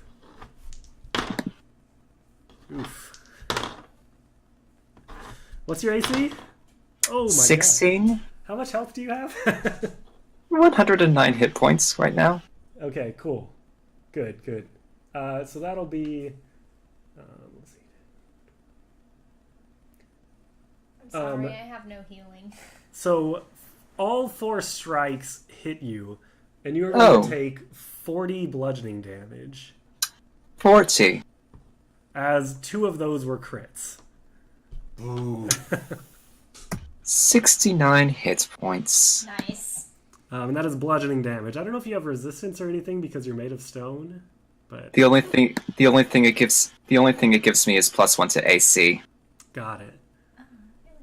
So yeah, the 2 of them strike at you and knock a few chunks off of you doing so. I just the best parts of me gone. And at this point, down one of the aisles, you suddenly see a length of chain fling out and wrap around one of the already hurt thugs. Not one of them that's being grappled. But you see there's just this length of chain lash out and grab onto this guy's feet and rip him out from under him. You then see a second chain that just whips out and wraps around his neck and just slices his neck, and blood just spills out onto the ground. And that thug is dead. He's my best friend. Good. I have a feeling that's our hooded figure from earlier. I'm really sorry I made you nervous. I was just trying to be friends. I was just trying to protect my city. I was just trying to protect my succulent. My succulent, no! I was just trying to follow the road. Blam runs back to the bar. Turns and runs out the door. No, Blam, you motherfucker! It doesn't. My succulent. Oh, my cabbages. And Blam, it is now your turn. Marvelous. How's Skull Guy looking? He is currently laying on the counter, but he looks okay. He doesn't look that hurt. He within range for me to walk up to him? So he is prone on the counter. Yeah, you could get up to him, I'd say. So if he's on the counter, he's basically like eye level. Yeah. So I just walk up next to the counter and I just want to like put your gun right up to him. Yeah, basically that. Okay. I don't know if so you would have advantage because he is prone. Nice. Oh, this is gonna be good, y'all. I should have saved my action, sir. So that's going to be a not natural 20 to hit. Okay, yeah, that'll hit. And that's going to be 14 damage on the first shot. Okay.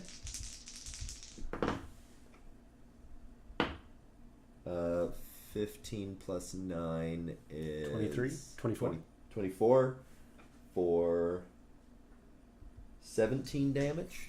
Okay, that one kills him. Cool. No blood comes out, but you shoot him, and yeah, just basically the skull explodes. I duck out of the way of the like skull shards. Pieces go everywhere. Is the guy I shot at earlier still up?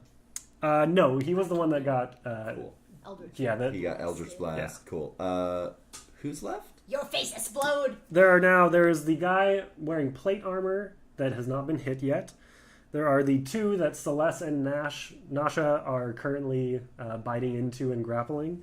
And then there are two more guys, just mucks in leather armor. Cool. With my newfound grit, I am going to make a disarm shot on the... What weapon is the plate guy? He's holding a longsword.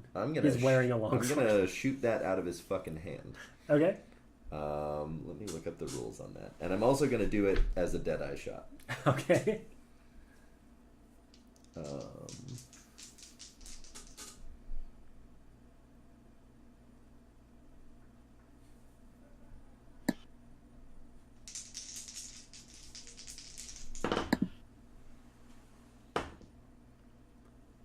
So that's going to be a 15 to hit?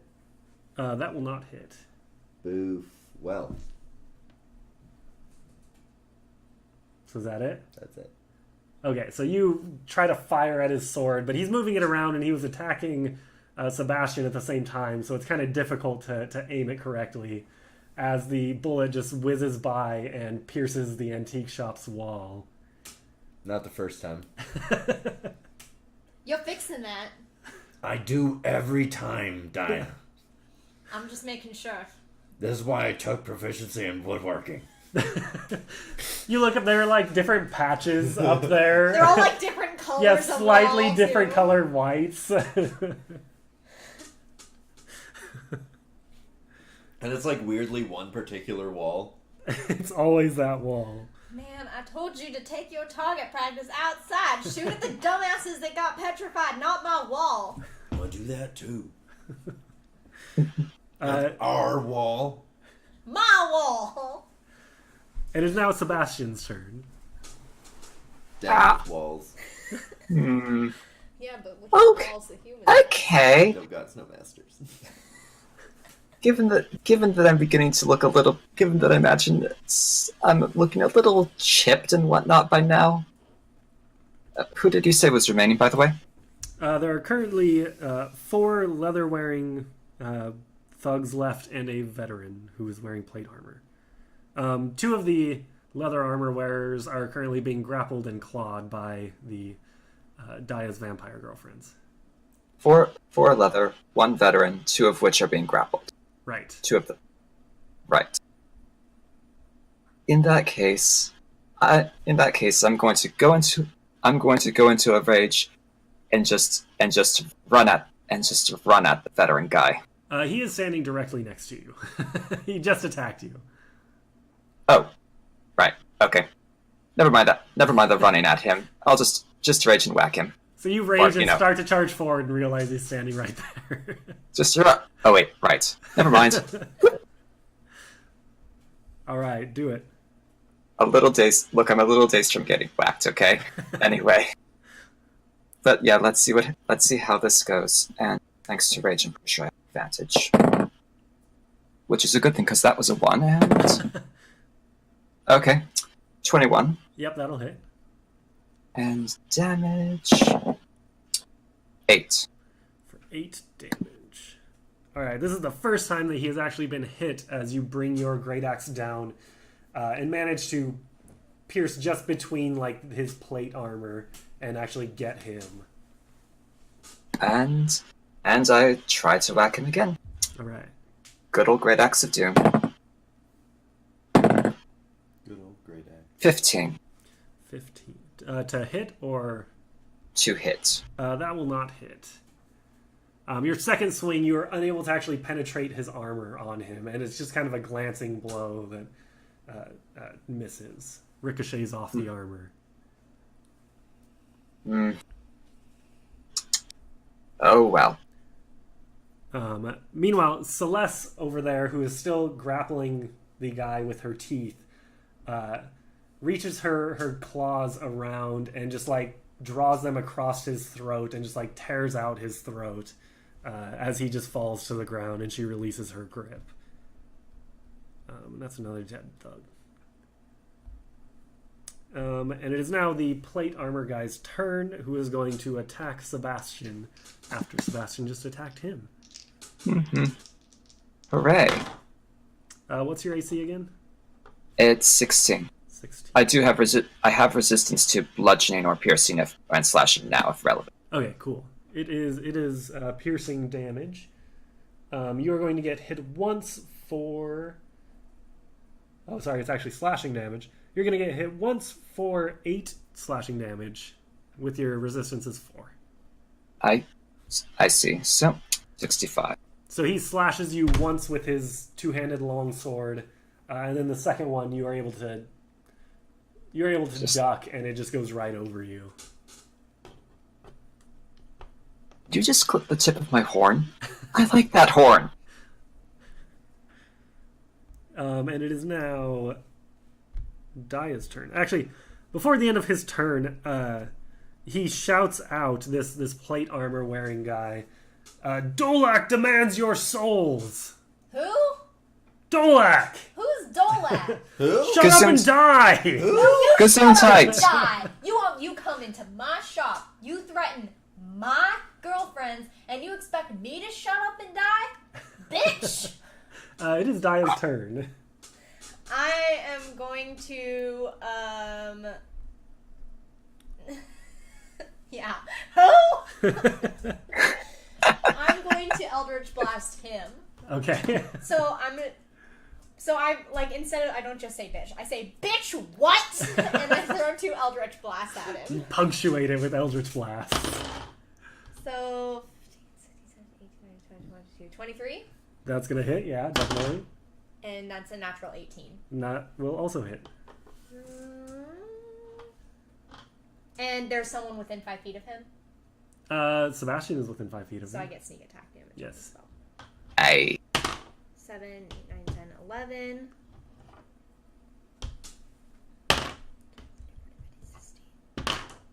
So 20 points of Eldritch Blast for the first one. Damn. For the first one? Holy First shit. one.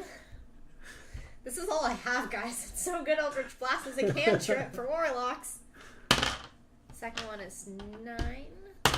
Hey, no judgment on Eldritch Blasts here. 17 points of Eldritch Blast for the second one. Okay. So all in all, that's like 30-something points of damage. Something like that. So you blast him twice, opening up holes in his plate armor. And he kind of like holds up his sword trying to like block it, kind of, but... Just like blast through the sword like it's yeah. He is still alive, The sword's a conduit. his armor is now basically Swiss cheese after that Eldritch Blast. You want to answer me again this time? And I now said you Dolak! Can you not hear? Who is Dolak? What? Die! Quit talking! Gesundheit. No, it's Die- Gesundheit. By the way, and now you look like Swiss cheese, my friend. Just like... We did it. I want that to be canon that we did that at the same time. Everyone on your guys' side stops and just like chuckles for a moment. Yeah, we did. Die. Yeah. Oh, that was really good. God, You hear a chuckle from down the aisle. Yeah, I know, right? That's my friend. It's like Celeste and company are just like... Yeah, that was really good, guys. Black! Thanks, Rob. We'll be sure to watch out for deviled eggs. Did you want to do anything else? No, I can't bonus action step on his face, so... That'd be a pretty high leg kick if you were trying to. Oh, I thought I was. He's still alive, so. I'd say that'd have to be something of an axe kick, but yeah. As a bonus action, I flip him off with both hands. Roll a performance to see how well you flip him off. Okay. That's a natural 17. So 17, 18, 19, 20, 21. Okay, so you throw up the double deuces, and he looks hurt. It's like hellish rebuke with him. You can't see his face because he is wearing a helmet, but you see a tear tears roll. just... Man, You're just I out wish from, I like, the had bottom of vicious it. mockery. Yeah, a tear rolls out from under his helmet. That's what you get from messing with us. As all that's happening, Nasha, who is also grappling the guy that's barely alive, he has 1 hit point. She just does a similar thing to what Celeste did and reaches around and just like tears out his throat as he falls to the ground as well. And she has still like a chunk of his skin just like in her mouth. That's hot. And it is their turn. The 2 leather armor wearing guys that are currently... where are they? We're going to say they're going to attack you. Okay. They're going to attack Daya. They didn't like the shield thing that you did last time. So they kind of, next to each other, are going to try to attack you. What's your AC? 18. 18, so that's a miss.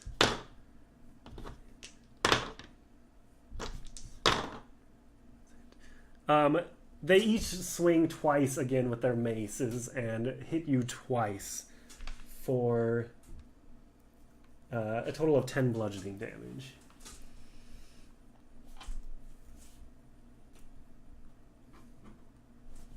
Then let me grab this real quick and find a thing because I wasn't entirely prepared as I should have been. I hiss it then. Roll like, performance. As like a reaction to it. It's not like a move or anything. I just want to like stick out my tongue and hiss at them and be as scary as possible in like retaliation.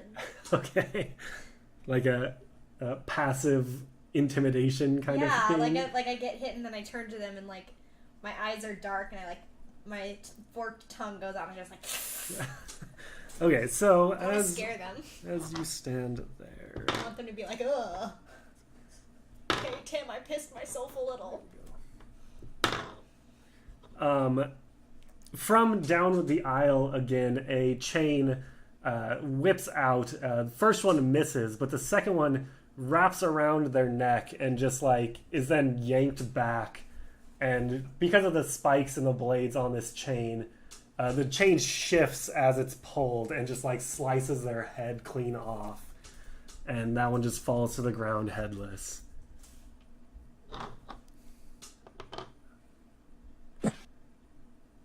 And there is now only 1 thug left. And Yes, that would the be the chains big guy. are made of metal. You're correct, Rob. They're not wooden chains. And it is now Blam's turn again. There is 1 plate armor wearing guy and 1 leather wearing guy right next to Daya. So at the end of my little like communal giggle, I kind of like look up and see that chain thing happen, and I like kind of yell like, "I'm assuming you're the chain having hoodie fellow from earlier in the bar, and I would just like to say first of all that I'm sorry, and second of all that you're real cool, and third of all," and then I just shoot 3 shots at the guy in the plate mail.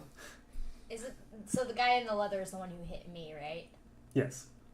Did the guy at the plate try to hit me too? He did not. He has been attacking Sebastian. Oh, okay. That's that guy. Are the guys that are attacking Daya damaged already at all? No.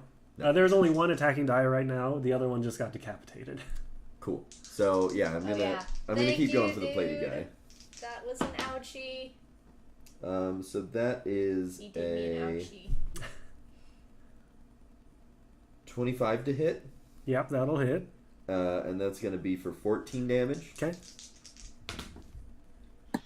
And I'm gonna Deadeye, and that is a natural 20. Oh my god.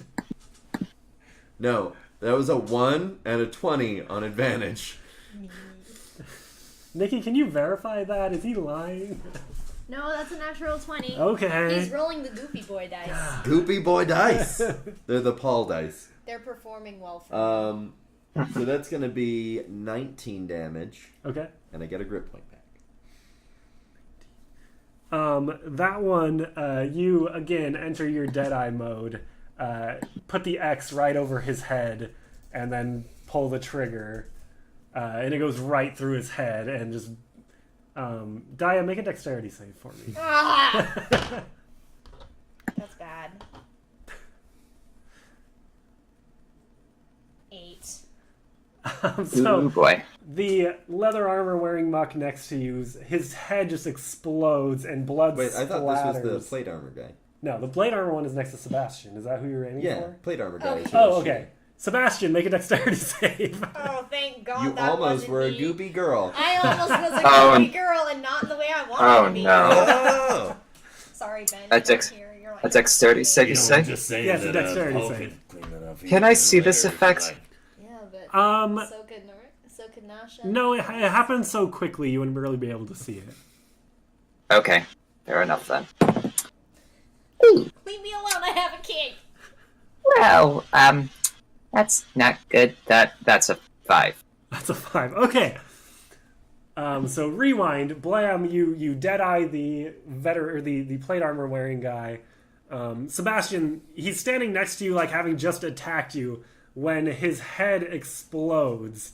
And through like the eye holes of his helmet, blood just like sprays out onto you, and you are unable to dodge it as you just become covered in this guy's brain matter as he falls to the ground.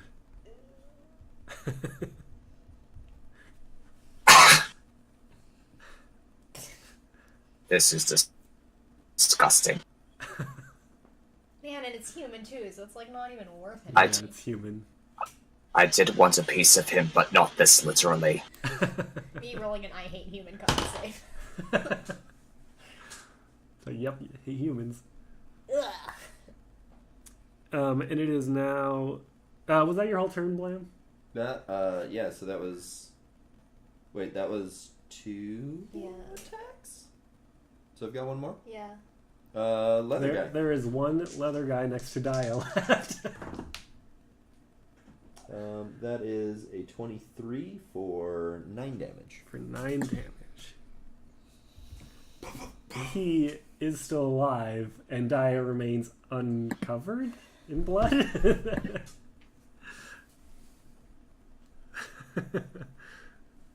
You're welcome. I'm sure. Thank you. Sebastian, you are recently covered in blood, but it is now your turn, and there is one thug left.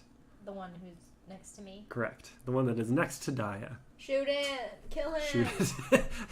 Sebastian pulls out a gun. Everyone has a gun but me. Unfortunately, I'm not proficient in guns, so I don't have any. Made you a gun. You're my best friend! An anniversary present. So, It says Paul on Go- the side. going very much for the theatrics here. I'm going to unfurl my wings, give the stoniest. Oh, I can't believe I just did that unintentionally. Give him the stoniest glare I can imagine, Intentionally. and just stalk forward, readying the great axe, and I take a swing at him. I mean, okay, any glare that you do is the stoniest glare you can do, because... Because gargoyle, but yeah. yeah, any stare, any look at someone is pretty stony. You get the point, though. Got it. Oh, very much playing up the theatrics as I go in for a whack at him. Alright, do it. And 12. A 12 will hit. I'm surprised, but I'm not complaining. Anyway, and that's 14 damage. Okay, so you walk up to him, staring him down, all stone-faced, though he has no idea because you're stunned. And you bring the axe down upon him, and you just like split his head right in half.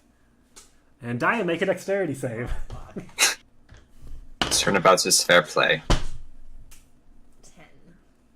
10. Blood flies and just covers you as this used to be man's head splits in half. Sorry. As the last one dies. Sorry about that. It's cool. I'll recover eventually. I kind of get off my face and then like flick brain matter onto the ground. Oh, this is gonna take so much effort to clean up. Celeste Let and Paul do it, man. I promise it's great. Celeste and Nasha walk over to you and kind of like put their arms around you and go, "Oh, honey, we'll take care of that," and start just licking the blood off of you.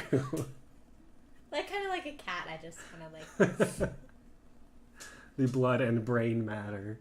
However much I would like to watch this for the next hour, can we go check on Paul? You can go check on Paul. I'm gonna stay here. Thanks. I mean, we should probably all stay together. You don't want to split the party. Well, then you can stay here and watch for the next hour. Oh, we'll clean this up. We saw, I mean, these guys came in here, but we saw a lot of them heading towards Shell and Veldrush's place, their chambers. So you might go check on them as well. Oh, okay. Are you guys going to be okay? They look down at all the bodies, and Nasha goes, "Oh, we'll be fine."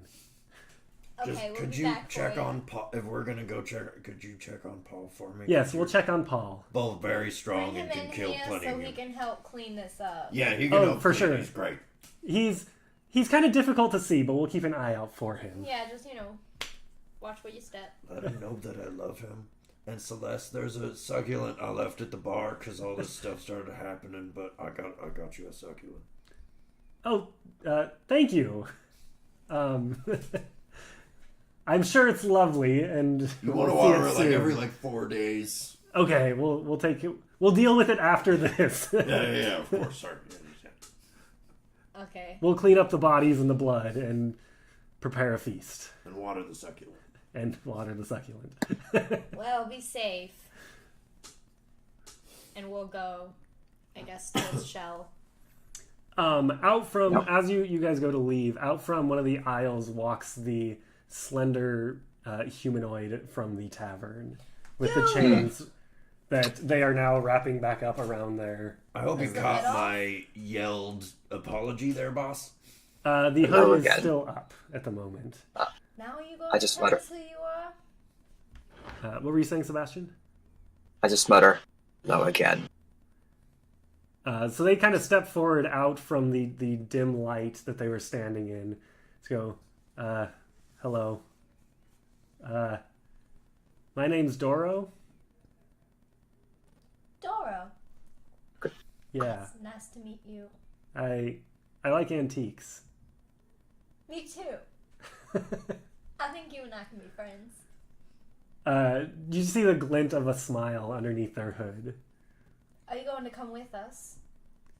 No, I think I'll stay here and help out at this place. Okay. I like antiques. Now don't you take nothing. No, I wouldn't do that. I'm not going to take anything. Because these two. Insight. When you say that, they actually look like a little like offended, or not offended, but like concerned that you're legitimate. I'm not. I'm just fucking with them. Yeah, I know that they don't. They don't seem to get it. It's okay. I know that you wouldn't steal anything. They at that point they take their hood down, and you see a nearly white-skinned elf-looking person with a completely bald head and like white eyes. Drow? Albino drow? Albino drow? Albino drow. As you start, are you saying that in character? Albino drow? You say that, and they take their hood back up. No, man, it's cool. I just give the Lemma look of really. No, not drow. What are you? You one of us? I come from the Shadowfell. I'm not from here. Cool. Well, then you're welcome in our town. And again, apologized about earlier. You see another smile beneath the hood. You see, we've just... Obviously, we have We our try to reasons. keep humans out for... Obvious reasons. They try to kill us all the time. Yeah. I haven't met many, but they seem like dreadful beings. They're really the worst. Well, I will help defend this place. Yeah, they Thanks, really buddy. suck and not in the fun way. I high five Silas. Good at because vampires. Yeah, that's the joke, boy. That's the joke, buddy. Yep, because vampires. Yep, that's why it's funny. I like okay, if there was a camera, I would be facing the camera like I'm on The Office. Blam's real The proud of gym himself. face. Yeah, just I- like the camera I'm zooms in on me and Dia's just... Alright, let's go. Right. I Oh. reload my handguns. Zoom out. Okay, Let's- so you're heading towards Shell and Velrush's chambers. Okay. So along basically the east wall, there is a small opening into a much smaller cave that they use as their chambers. In the top of this cave, there is like an opening to like a second level of the cave, essentially. And you know that that's like their essentially bedroom is upstairs. There's no actual stairs or anything like that, but there's just like a hole in the top of the cave. But as you head there, you see small pockets of fighting, although it's less so here than when you were running through before, mostly because it's just further back in the cave. But as you come around the corner and enter into their chambers, you see Shell, the Medusa, surrounded in like a red light with a beam leading back to one of Veldrush's eye stalks. And she is just like floating up above. And as you turn the corner, you see a group of about a dozen humanoids just turn to stone before you. Looks like we're stuck with it between a rock and a hard place. I resent that remark. I just thought they looked pretty stoned. Veldrush's main eye, the beholder's main eye, turns and looks at all of you so as to shield you from the stone petrification. What's up, Veldrush? Hello, Blam! How you doing? I'm doing good. How are you doing? I'm doing real good. I actually really dig shit like this. I know that you know that about me, but I'm just having a real good day killing some humans. Any excuse to kill some humans. Yeah, it's almost like they just brought themselves right to us, which was great. I think they really miscalculated. As you say that, his eye stalk lowers Shell down to the ground. And she steps forward and just like clinks one of the forehead of one of the petrified humans. So, forgive my tiny goblin brain if I'm missing something, but it seems like they came right to your chamber, which concerns me slightly because that means they know the layout of the place. It would certainly seem that way. They're disgusting creatures, don't you agree? Yeah, I mean, obviously. Most unpleasant. This one, the one that she just flicked, who, looking at him, he has his hand up, he's got his index finger extended, like he was making a really important point when he got turned to stone. Seemed to know who you all are, and mentioned the name Dolak. Who is Dolak? I was hoping you could tell me. We have no idea. One of them told us that too. Wait, didn't we kill some sort of necromancy fuck? Yeah, we did. Was he mansplaining? That's why he died. He absolutely was. Don't mansplain, you get turned to stone. Necromansplain. And furthermore... Actually. Well, and that's when she turned into stone. Actually. Like, Anyway, nope, not doing this. Actually. Who was that, Dolak? Did we ever get his name? I mean, he probably said it, but I don't know. Did he say it? Roll a history check. I did. I was really hoping for a natural one on that one. 20. Not 20. Natural. Okay. Sebastian, 13. were you rolling as well? I don't see why not. I choose to fail that roll. Okay, fair enough. Let's see, I feel history. like Dia would Oh, remember. that's a price. That's an 18, actually. 18, so it was 18, 20, and chose to fail. Yeah. You recall that was the name of the necromantic undertaker in the town of Ramshorn. Wait, who? So wait, Ooh, it was the guy we killed. Oh. I remember he now. he was the necromantic guy in that building who we I don't fought know to how the they death. possibly could have known that we did it, and then also that. I may have burst through the roof of the building, of the burning building. That's true. You did leave them. You did lead them on a merry chase. But how'd they So, find out? We didn't end up. We did end up killing that guy. No one should have known where we were. Yeah, we snuck out. Like they wouldn't have killed known that about guy. any goblins or anything like that, and you were a human in that town. Like, Yeah. Well, it may not have been you, but Laguma, the Kuatoa that told you about this, went missing not long ago. You know, that's funny fish because man. the guy that one said. So you remember he said that there was like a human guy, Yeah. and the human guy like fought him or whatever. Maybe he was lying. The human guy didn't remember anything like that. Maybe it was Fishman all along. Maybe Fishman is a turncoat. It's very think we should possible, kill but him. like I said, he's gone missing. We need So to find either, him. either, as you suggest, he is a turncoat, or he was captured and tortured for information. Can you unstone just like parts of people? I mean, you can't unstone someone without completely unstoning them, Boo. unfortunately. I have rope to tie them.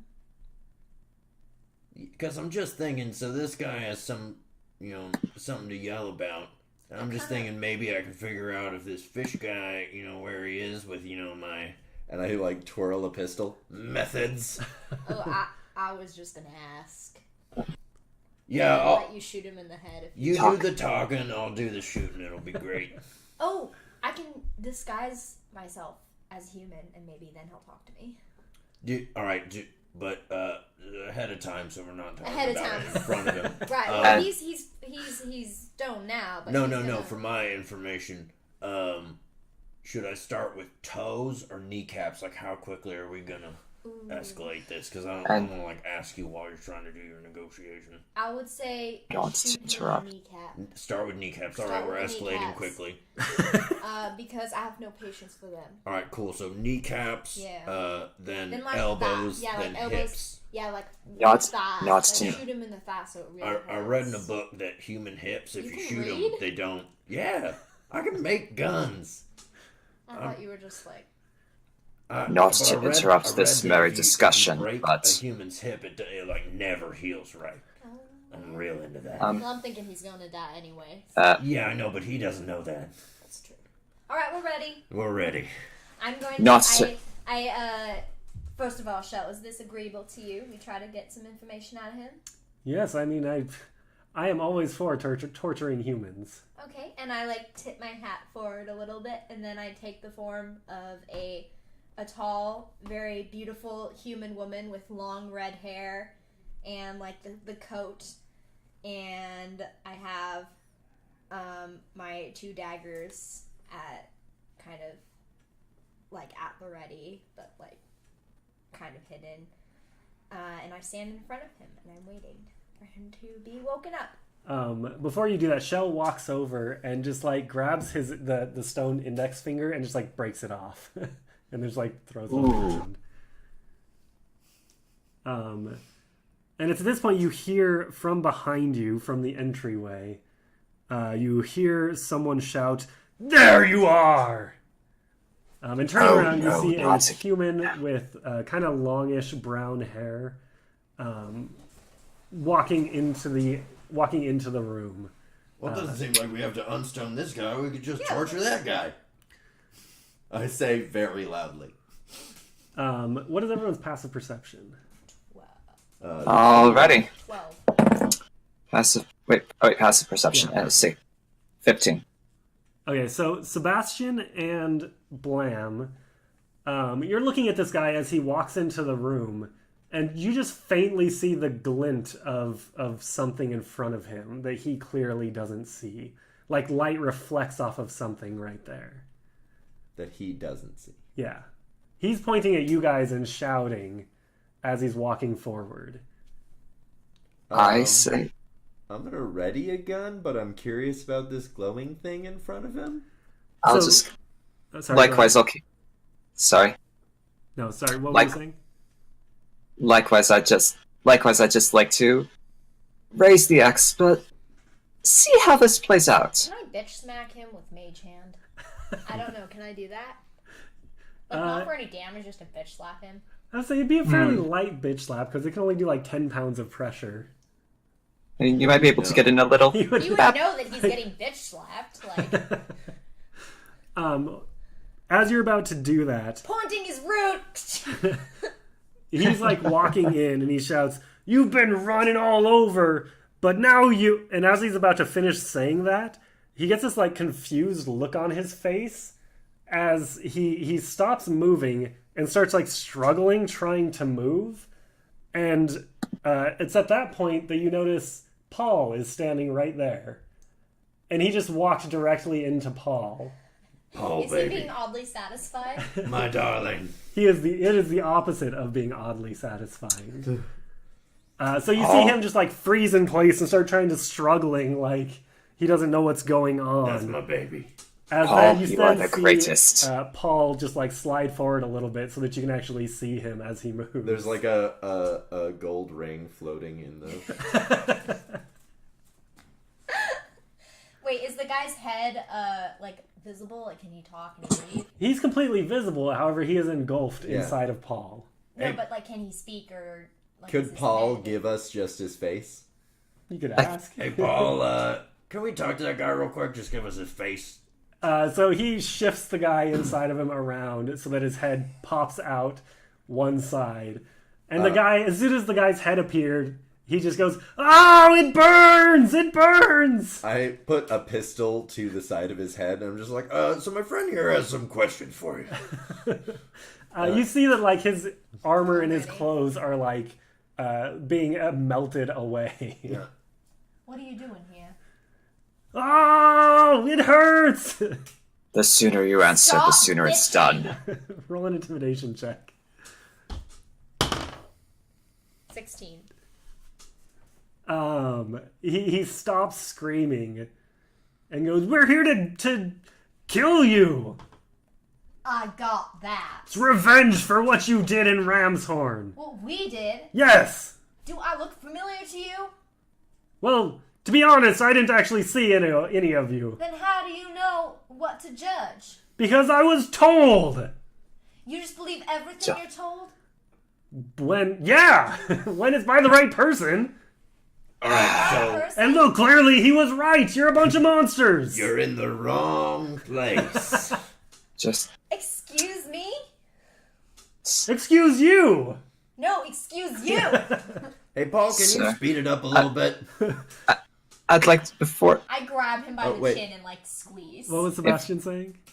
I was just going to say, before any reabsorption or whatever happens to what's his face, I just like to look him in the eye and say, "You and your kind came in here, burned and pillaged, and you call us monsters."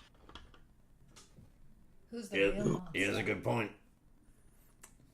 Regardless, you're all gonna die. Nope. I reach out and I grab him by the throat. We killed like 20 of your guys just on the way here. You see those stone guys? And then I just like take a pot shot at one of like the petrified stone. Actually, not a pot shot. I put my pistol to the crotch of the guy that we just broke the finger off of, and just like, I'm just like, what? We're all gonna die.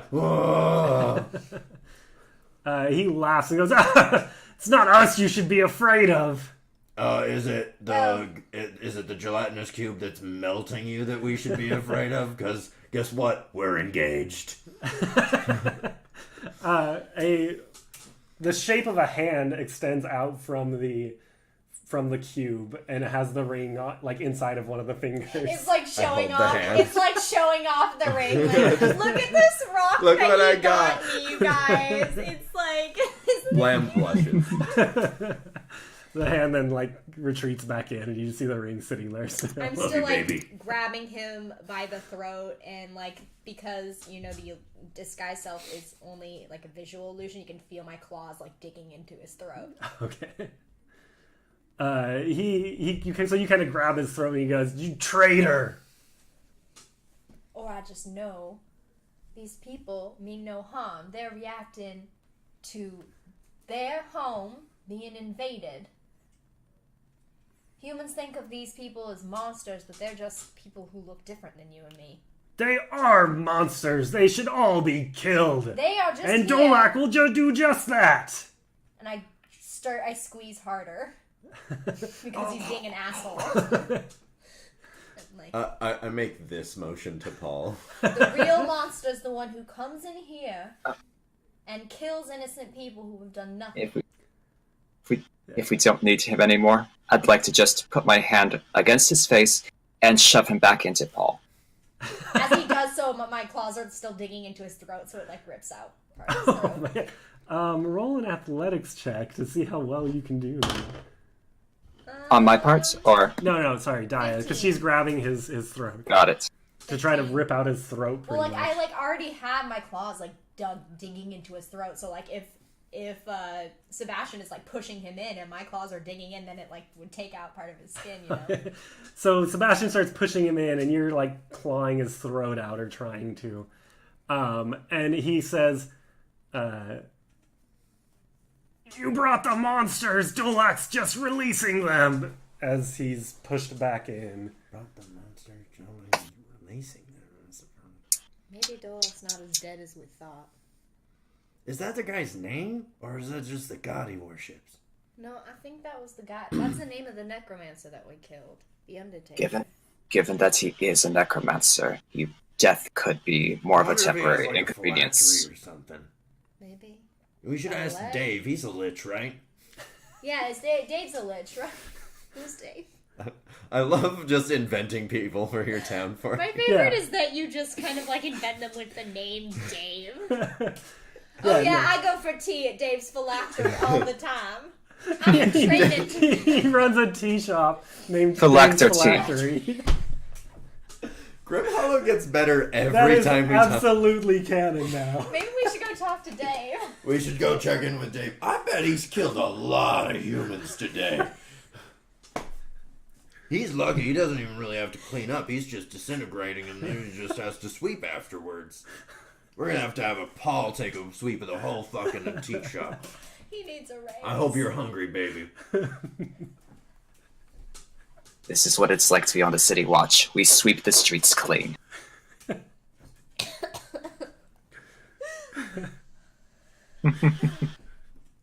Okay, well, we gotta find out something. Otherwise, these people are just gonna keep coming in and trying to kill us, right? Yeah. Here comes this line. Ryan asked in the chat if there was a sentient blood mist in the town. To which I request, can there be? Sure. The Adventure Why Time not? reference. Oh, okay. I've never watched Adventure Time, but there is now. Cool. Everybody in the chat, vote on the name of the sentient blood mist. As you're all kind of standing there, they're talking and push him back in. Shell is like tapping her chin and thinking and goes, "What if he means the petrification wall?" Wait, what? He said, "We brought the monsters. He's just releasing them." Like he's unpetrifying them? It's possible. Have we noticed any like disappearance of people from the wall? Like, have the numbers gone down? No, but my guess would be that this is some sort of diversion or something like that to distract us while he takes care of the wall. Yeah, it's a good thing I've shot most of those. Most of them, yes, but not all of them. Yeah. I guess we should go check, shouldn't we? Yeah, I guess we're just gotta go check it out. Are you guys good here? Do you need any, like, protection or something? Oh, no, I mean, I think Yeah. she looks around at the dozen humans that have been frozen there and the decomposing man inside of Paul. I give Paul a smooch, and I'm just gonna be like, Paul, you okay here? Alright, just making sure. Two hands extend out, like goopy hands extend out and just like wrap around you to give you a hug. I'm just like against the side of a square. I love you, Paul. A square that if it doesn't move, you can't see it. I love you, Paul. It's really just like hugging air. Yeah, pretty much. With like this guy suspended dead in it. Yeah, with a decomposing body like feet away from you. You make me the happiest goblin in the world. Side note. I give Paul head pats as I go. Oh man, doing that voice is rough and need a drink. Talking of stone, does anyone have the means to fix me? I have mending. Huh. I don't think it'll give back hit points though. Okay. Let's take a break real quick. Johnny's gonna go to the bathroom. I have to go to the bathroom as well. Okay, Sounds we're good. gonna take a break, guys. My voice needs a break anyway. Everyone needs a break. Yeah, please, follow us on Twitch. You'll get notified of when we go live. For more D&D stuff and streaming. And make sure to check out our Patreon so that we can do more stuff like this. Patreon.com/Infinity Break. Also check us out on Twitter or join the Infinity Loop where you need to read a Lame On podcast advertisement, don't you? I don't have one. You don't have one? Did Ben send it? I thought Ben was supposed to send it to you. Oh, I don't know. Lame On is really cool. Also a really cool podcast, and they give us shout outs. And apparently they did like a full skit for us. So we love you guys. Ben said, so again, press F for Ben. Yeah, he's no longer with us. But... didn't send us the script that we were supposed to read. That's, part of the reason why he's fired. Yeah, exactly. I'm now content the majority director. shareholder. I'm the majority shareholder. And as stated, I get 1,000% raise. Yeah, and Johnny gets a 1,000% rage. 1,000% rage. Raise. It's 1,000% rage when I see that 0 times 1,000. It's still 0. I'm the one. barbarian. I'm the one who rages. Yeah, you're the one who rages. So now there's no one to look at me and shame me, because Johnny, unlike Ben, Johnny fully supports my monster fucking. I would say more than supports, encourages. Encourages, yes. He's an enabler. Partakes in. Yeah, we're both monster fuckers. We're metas at this point. In game, we are metamors, so This is true. it's basically involvement. This is true. But no, seriously, check out the Lame On podcast. They do all kinds of great stuff, and they are friends of the show, to say the least. Yeah, and they're friends of ours. We love you. We love them. And I'm going to go pee, and then we will begin again. Very good. Does this time hanging out with the beholder and stuff count as a short rest? Yeah, can we have a short rest? A short rest is an hour, so you could, but you're just going to be standing there for an hour. But hold that thought, I'll be right back. All right. What do When We have do a you hit? Patreon at patreon.com/. We plug You get this hit by- Patreon more than... It's because You get hit at the end of a long rest, right? Yeah. Okay. I get spell slots back, though, because Warlock. I get my action surge back, which is kind of what I want. I'm just going to, let's see, I have 10 d12. I'm just going to spend 4 of these. 4 of these because, ow. Here's my question: is since you're a gargoyle, are you healed by regular healing, or can we just use mend on you? I think it has to be strictly healing, not mending. That's gross and racist. I mean, I don't know. That's just my best guess.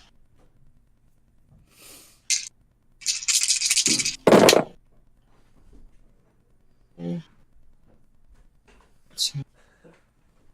24, 33.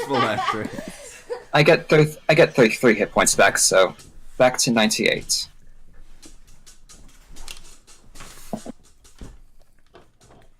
Here's one for you, DM. Can we heal our gargoyle friend with the mend spell? Let's let the dice decide. So, 10 to 20, yes. 1 to 9, no. Okay? Seems fair. That is a 4. I You didn't think I was cannot. going to anyway. That's alright. That's alright. I have standard hit die and all. So as you are all... Oh, are you going to the bathroom too? Yeah. Never mind. My We'll wait. legs hurt. So far, the sentient blood mist name that I like the best is Reggie. Reggie. Reggie, the I see sentient blood. Clyde, Keith, Laura, Reggie, Patricia. Hey! Oh, negative. Is that one of them? Oh, Yeah. negative. So what is the sentient blood mist in Adventure Time? That when they go to the basically the hell metaphor for the show where Marceline's dad lives. Okay. There's just sentient blood mist there in hell, and it just zaps some people. It's real fun. Okay, got it. And it's very I think in the show they're even just oh hey look, it's sentient blood mist, very casually. You not know the power of the dark side. Oh, we are joined by the Emperor Palpatine.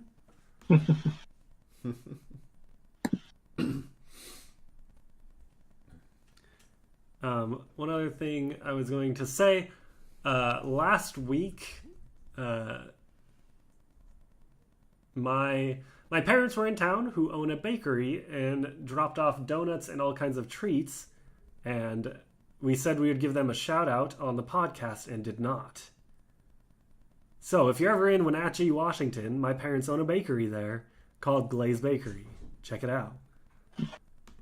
And listen to the Lame On podcast while you're there. We're sorry, Ben. Actually, we're not sorry. This was your fault. Yeah, I just looked through my emails and stuff, and I don't see anything. Also, sort of it's ad, but the Nightosphere.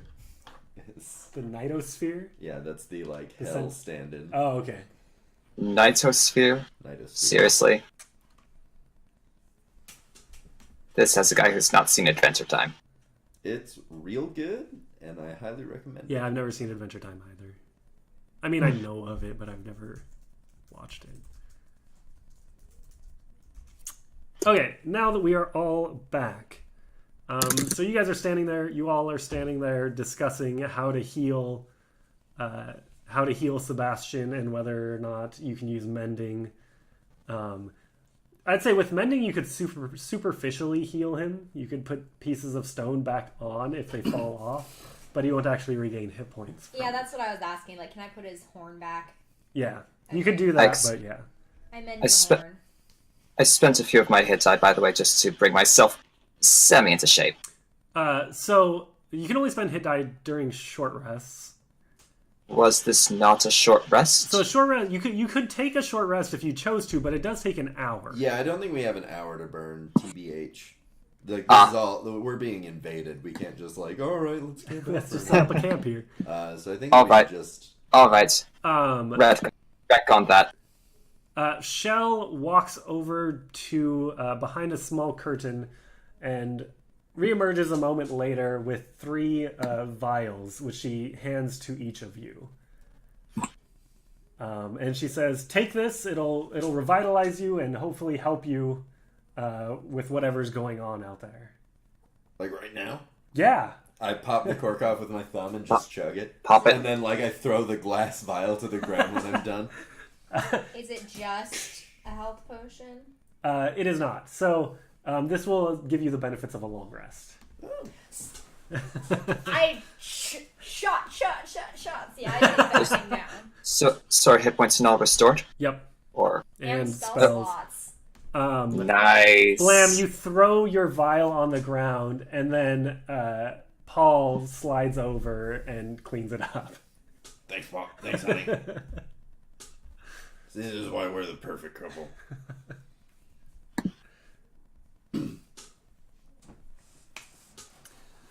Okay, so what are you guys doing? Going to go check out the wall. Yeah. Going to the wall. Heading to the wall. Okay, so the three of you set off. Paul waves I give him another hug. waves goodbye to Blam. I give him head pats. I mean, there's not really a head; it's just the side. A top hat. How tall are you? He is 10 feet tall. Oh, he's 10 feet tall. Then no, I'm like 6'3". That makes my hugs even funnier. Yeah, he's 10 by 10, so he's a big boy. He's a big I goofy give him boy. like a pat on the side. So you set off, saying your goodbyes, and heading towards the petrification wall, which takes up basically the entire north wall of this enormous cave. And as you come around the corner once again to where the actual base of the petrification wall is, you see Dolak. You see him. It's clearly the caretaker that was in Ramshorn that you've already killed once. Now you see that, similar to the creature you saw in the antique shop, his skin is kind of stretched tight over just the skull part of his face. Man, not this ugly motherfucker.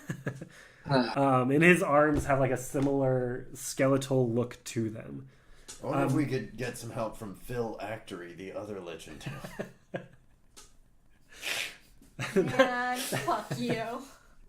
He's the other person that works at Dave's Phylactery. His name's Phil Phil Actory. Actory. No, Phil Actory was the original owner. Yeah.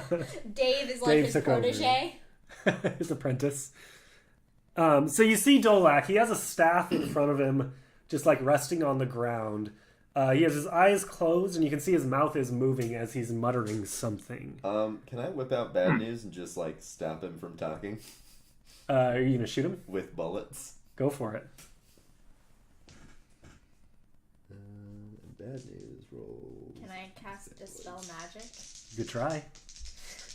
Oh, it's probably a really high level spell. That is a natural 18 to hit, Okay.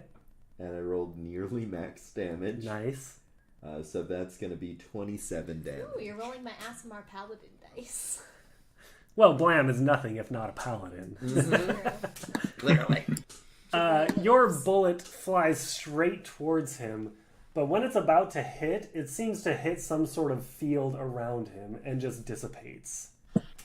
And it's at that point you notice there are 3 casters making a triangle around him, each with their hands up, and seem to be focusing intently on a barrier around him. Okay, are they,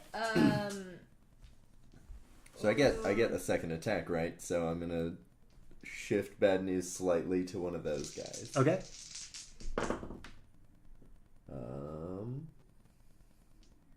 That's going to be an 18. Okay, that'll hit. And that's going to be shitty damage, but 9 damage. That's not what I wanted to do. 9 damage? Mm-hmm. Okay. Is there a thing concentration? You do not know. I'm going to use Thunderwave. Let's roll initiative first. Yeah. Okay. I feel like Okay. Oh, 15. not natural 20. That's a 6. Okay, just one sec.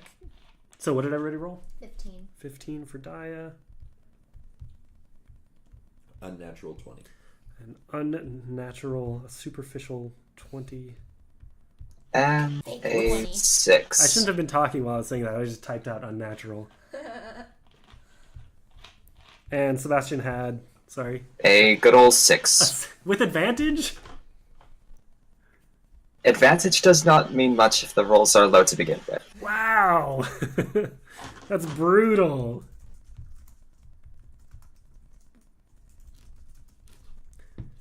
And now the bad guys. Oh boy.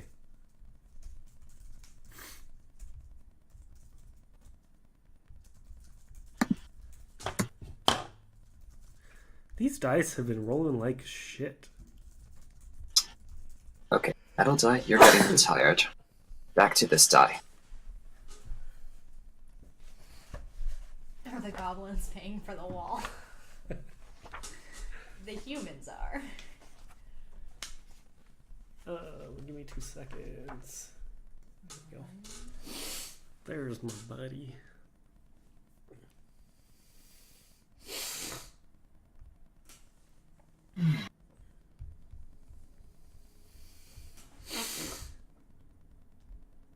Okay, so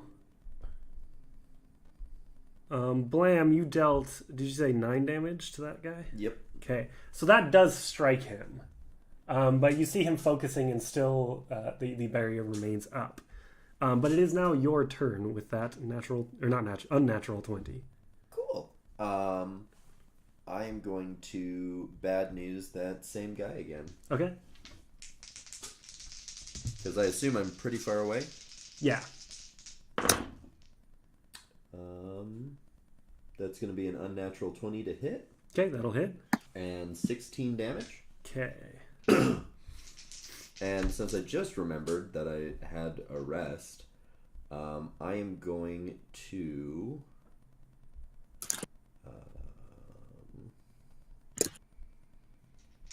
I'm going to Deadeye this one. Okay. And I'm going to Violent Shot. Oh my, what is that? Ooh. If the attack hits, I can roll 1 additional weapon damage die per grit point spent. Nice. So that is an unnatural 20 to hit. Thank God I had advantage. Was the other one a 1? Yeah. Damn. And so since I have advantage, I also get sneak attack damage. And that's going to be 23 plus an additional damage dice. So that's 28 damage. 28. So you fired your first shot at, like before initiative, you fired your first shot at Dolak and it just kind of dissipates on it. You turn and fire at this person clearly casting something on him. And then fired twice more, and all 3 of those hit. And he's still focusing and still standing and is continuing to cast. It's not a concentration spell? Doesn't appear to be. Damn it. And it is now Daya's turn. Okay, I'm going to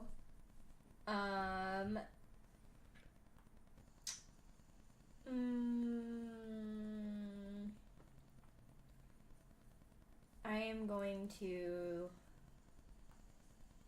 Thunderwave them. Because there's 3 of them. Are they within 15 feet cube of each other? You can get 2 of them. You could not get all 3. Okay, I'll get 2 of them then. Okay. They need to roll a Constitution saving throw. Okay. What's the DC? 15. They both succeed. Damn it! Boo. So On my first they good rolls of the day. take half damage on 2d8.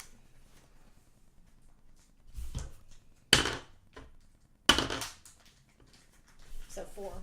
4.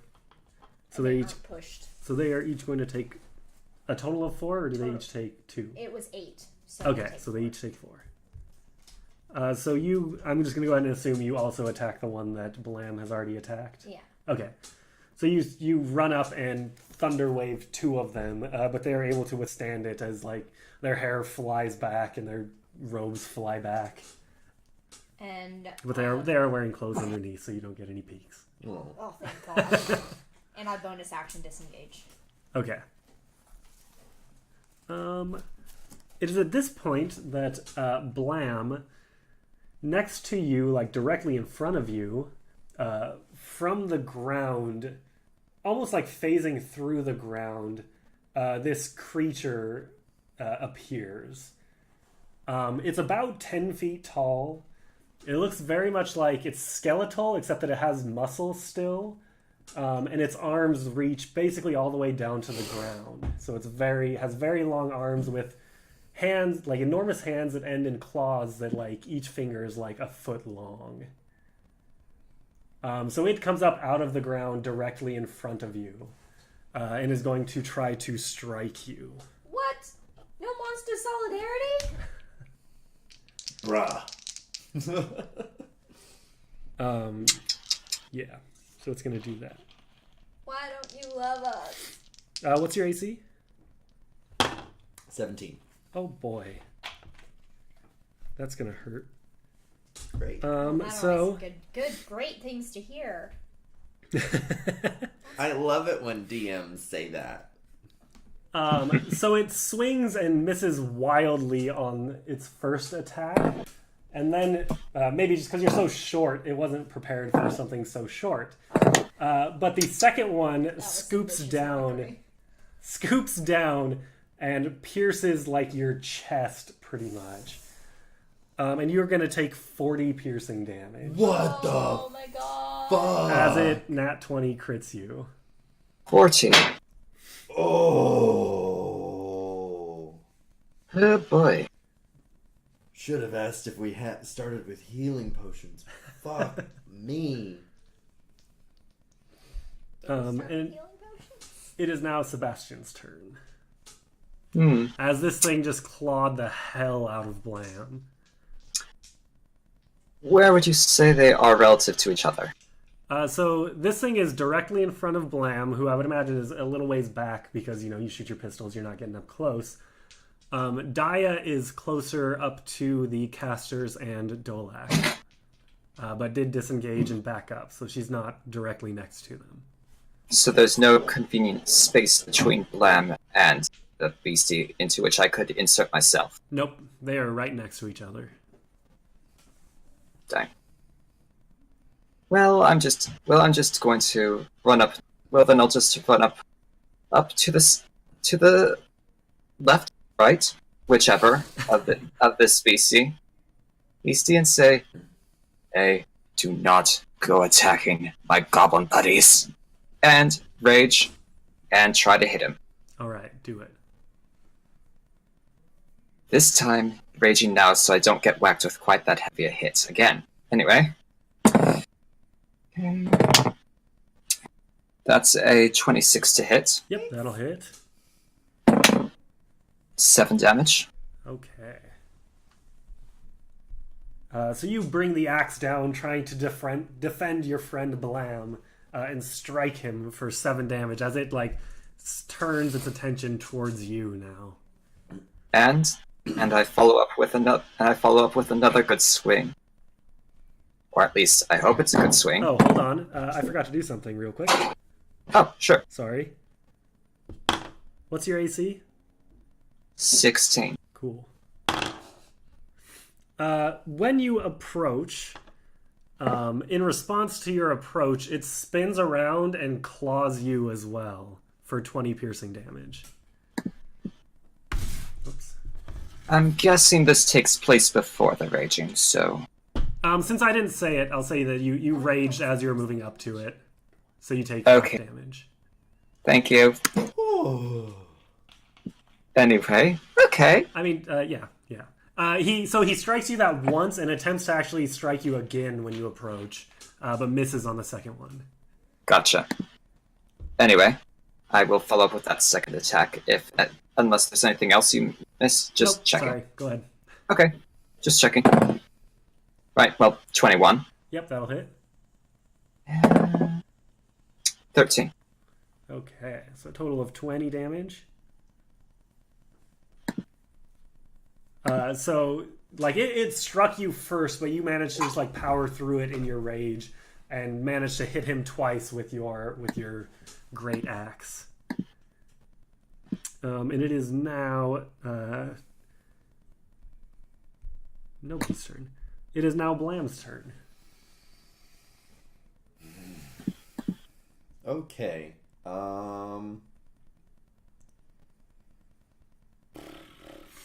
want to get away from this thing more than anything. I'm gonna take the disengage action, Okay. which I think I can do as a bonus action because I'm rogue. a roguey fuck. And I'm going to get as far the fuck away from that thing as I can while maintaining a line of sight on the wizardy guys. Okay. And then I'm going to take 2 more shots at... Well, 1 caster. shot and then see at the wizard. Okay. At what's his name? Dolan? Dolak is the one in the middle, but you're shooting one of the casters. Who? casting Yeah, on the him, right? one's casting the barrier. Yeah. And that's going to be a 17 to hit. Okay, that'll hit. And that's going to be for 21 damage. Damn. Get fucked. Is he still standing? That one drops to the ground dead. Nice. And then I'm going to take my second bad news shot at the next one. So when that happens, when he falls to the ground dead, you see like a little bit of a ripple in the barrier around Yeah, Dolak. keep killing him. Yep. So that's going to be a 19 to hit for 18 damage. Okay. As you strike one of the other wizards casting on him. Di, I don't know if you know any healing magic, but I'm pretty fucked up. I say, like, looking at this, I like... don't. I'm sorry. We need a healer. I know we weren't very balanced. We need a healer. I wanted not to a healer till the end of the night. Thank you so much. Music puns are best puns. So that's Blam's turn. Daya, it is your turn. Okay, I am going to One of the casters has fallen. There are still 2 more casting on Dolak, and then there is this monstrous skeletal creature that is fucking everybody else up. I'm going to fire 2 Eldritch Blasts at the other caster. Okay, Boom, boom. do it. 16, 24, Yep, that'll hit. and 26. And that'll hit as well. Okay. Then, the beastie's over there, so there's no one within. Nope. Okay, so 10, 14 for the first, and 8 for the second. So 22 total? Yeah. All right.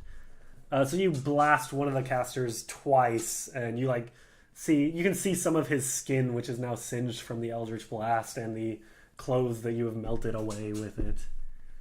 And it is... Did you want to do anything else? No, I have nothing else. Okay. Can I try to bonus action hide?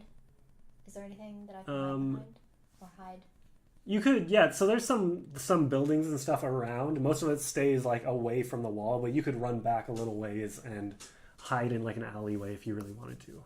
I'm gonna try to hide so that they can't see me, that I get coverage. Okay.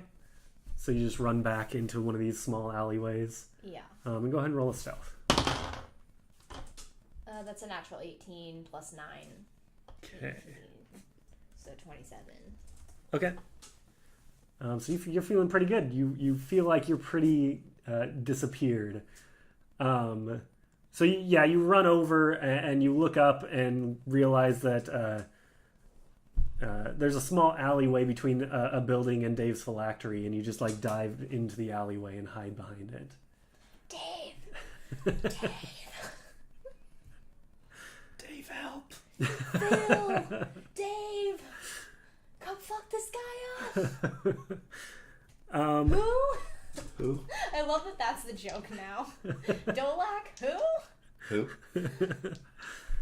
The large skeletal creature turns its attention to Sebastian now. Hey, babe. Well, did run up to it, so yeah. You're raging, though. You'll be fine. Just no Hopefully. no more critical hits. Thank you. Please. Oh boy. Oh, god damn it. What's your Did you- AC? 16? 16. Did you just jinx it? Ouch. Oh no. So this thing raises up both of its claws and strikes you twice for 40 piercing damage In total or a in piece? total. Oh my god. Okay, good. So that's only 20. This is fine. I hate this. One of its claws does not release after striking, and you are now grappled. I hate this. Grappling. What does that impose upon me? It means that you cannot move. Your speed is 0, and you cannot. And I don't know if this is part of the grapple condition. So you can't move, but additionally, while it is grappling you, you can only attack it. You can't attack anyone else. Well, okay. To escape would be a DC 14 check. Gotcha. And it is now your turn, Sebastian. Supposing that... So it's essentially hooked into me right now. Yep. I don't suppose I could fly and take it with... Sorry, what? I don't suppose I could fly into the air and take it with me on a merry ride. You could try. See what happens. I'm going to... I imagine this will be a strength check, but I'm going to try to fly up into the air, dragging it along with me. Sure, go ahead and roll an athletics check. Athletics, I have +7 to this. You are a barbarian, so you should be pretty good. You are a barbarian, right? Yeah. Oh! Yeah. Well, that's a nat 1 and 8 in total. Oh, boy. Oh, baby. I've fallen and I can't get up. So you go to fly off, and it just, stays planted on the ground and just, pulls you back down. And, actually, jerks you back down hard enough that you fall prone next to him. This is what happens when I try to be clever. Okay. Well, I don't know if there's anything else I can really do, but... So you are raging, so did you have the damage that I said? Yeah, I did. Since you're raging, it'd only be a total of 20. That's right. Okay. Just wanted to make sure. Yeah. Not sure if there's much I can really do after that. So... yeah. Okay. Blam, it is now your turn. I just wanted to drop him on a sorcerer or magic caster. So the second wizard guy is looking pretty rough, yeah? Eldritch blasted? He looks like he's taking some damage for sure. Cool. I am going to Deadeye shot him Okay. with my newfound grit from killing his friend. And that gives me... that is a 26 to hit. Yeah, that'll hit. Oh, yeah. And that's going to be 29 damage. 29 damage. Rip. Is he still up?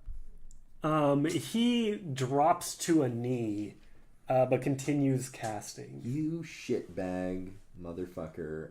I'm going to shoot him again.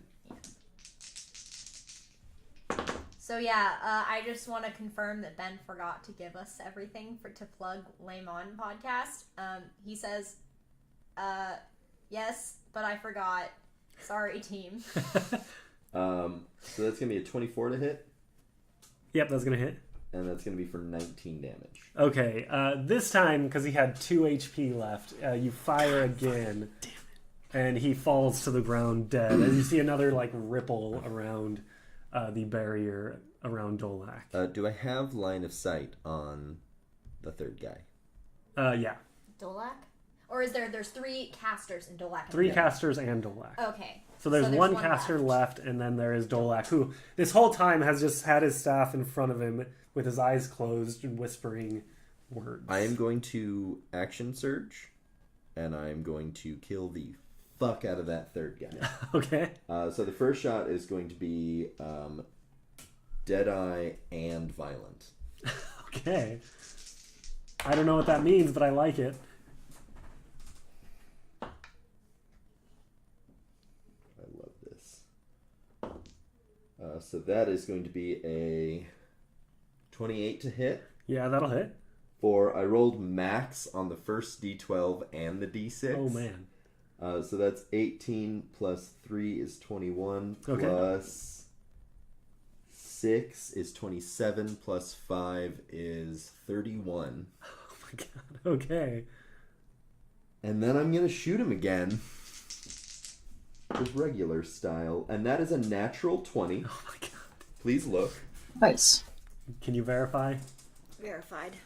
And I rolled max damage on one of the D12s Oh my again. gosh. So that's 24 plus 10 is 34 plus 5 is 39. 39. So this caster, who had been largely untouched thus far, which weapons are you using? I'm using bad news. You're using bad news.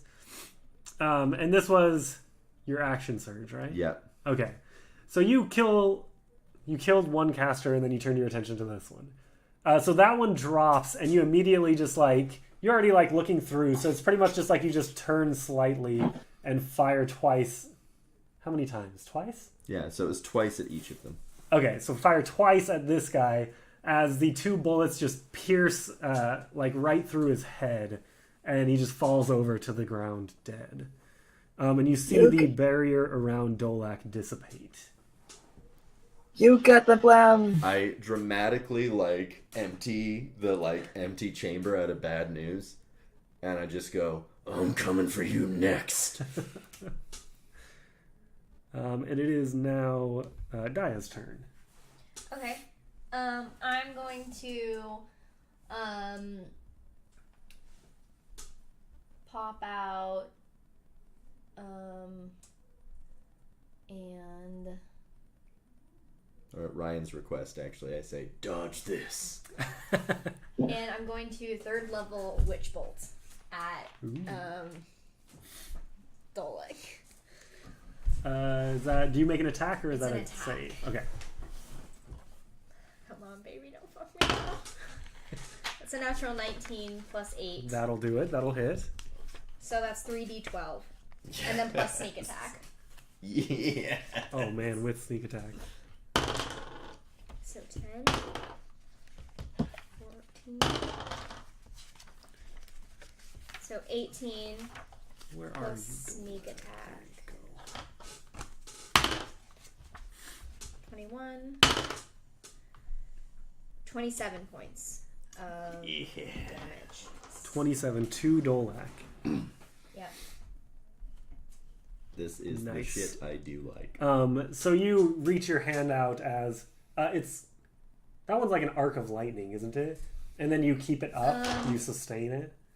Yeah, a beam of crackling blue energy lances out towards a creature within range, forming a sustained arc of... Yeah, it's a sustained arc of lightning. So they take lightning damage. Okay, so you reach out your hand, and this arc of lightning shoots out and kind of shoots up and then comes down upon him and strikes him. But he doesn't seem to react and just continues trying to cast whatever it is that he's casting. It does look like it did damage, but he's just ignoring it. Okay. And I'm going to bonus action pop back into the alleyway so he can't see me, so that the creature can't see me too. Okay, roll a stealth. 19. 19. Okay. I just realized that I also regained grit for each of those crits. Is there a max amount of grit that you can have? My well is, I know in I think, Pathfinder a there's a max max. of... It doesn't say I have a max. It says I gain 3 grit points that I regain after a short rest. So I think it just reset to 3 after a short rest. I guess so, probably. I don't know. But I haven't had the chance to stockpile because I've basically just been using Using it. one and then That's- waiting to use the next one until I regain. That's good. because that's generally how I like to cycle this, is I got a grit point, ergo I can spend a grit point. Yeah, that's nuts. Well, with the way you've been rolling, so many natural 20s. So it is now the creature's turn. Sebastian, can I have you make a Constitution save? Very well. Oh no. Let's see. What have we here? Okay. That's a natural 20, 27. Damn. Yes. Okay. Speak of the natural 20 and it shall appear. So you are unfazed as this creature disappears and teleports to directly in front of Blam. Rude. What? It can teleport? It teleports. Rude. What happened? It is gone. But that is all that it does for its turn. So it is standing right next to you, Blam. Right. Does this mean though I may still be prone, am I no longer grappled then? Yes, you are no longer grappled. Okay. And it is your turn, Sebastian. So the dome about what's his name? Durlock is gone, right? He is still there. He is still casting. The casters that were creating the barrier around him are no longer there. Right, so the dome is gone. Correct.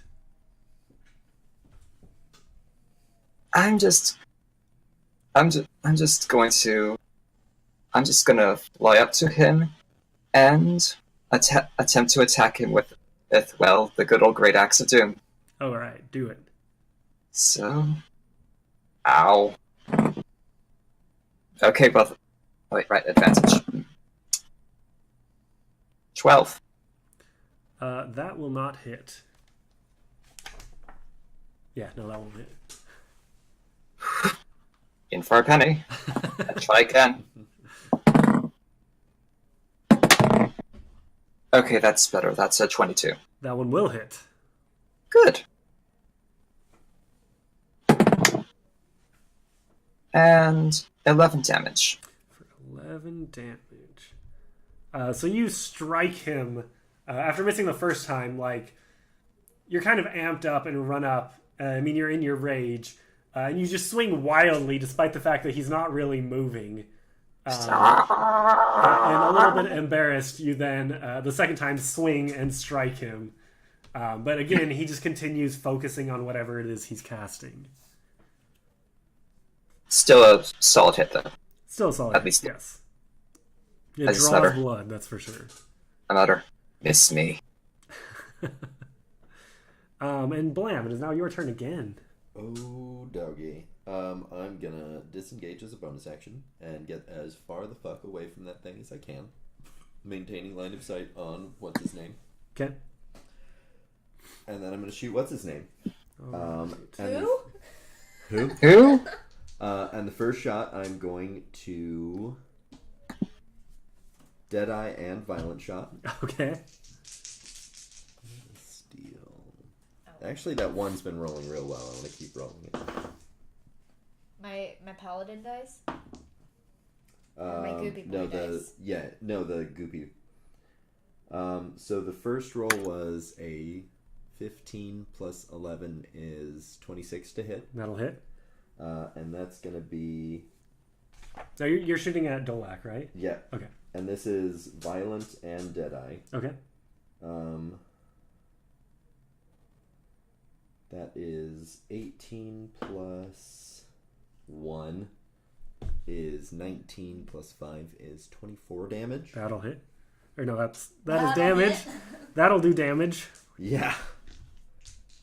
And then I'm just going to take a regular shot. That's a nat 1. So boy. I'm going to roll to not misfire, which I succeed at. So what does that mean? Your gun doesn't break or something like that? Yeah, it means I don't have to spend a turn fixing the gun to use it. Cool. Can you roll a D100 for me, though? That is a That's 74. not ominous. 74, eh?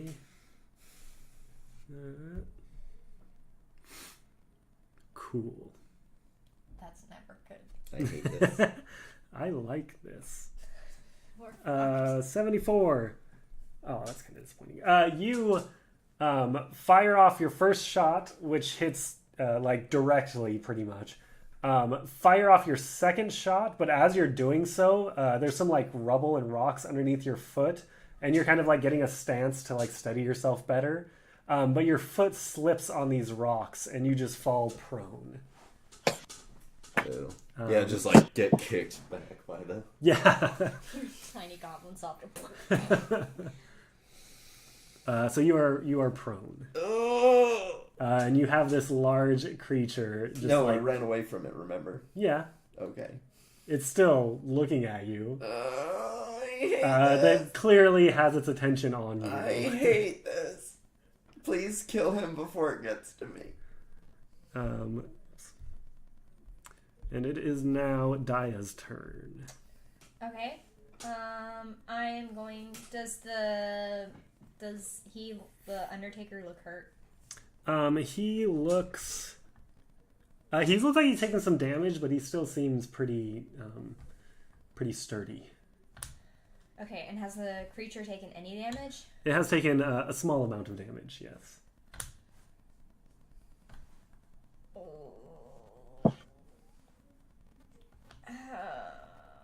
Okay. I'm going to.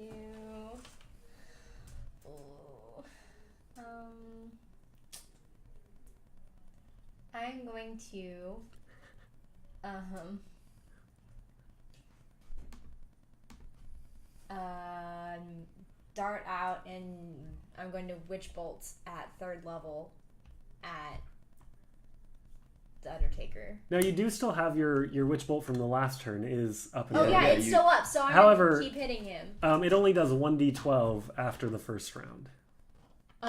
When you cast this, the initial damage. Okay, so Yeah. it's just. So it's an automatic 1d12 if you want it to be. Oh, I do. But that is your action. Is it? Yeah.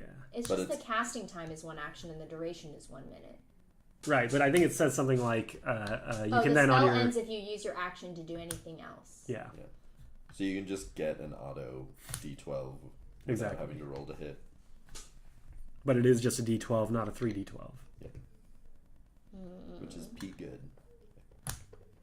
Auto D12.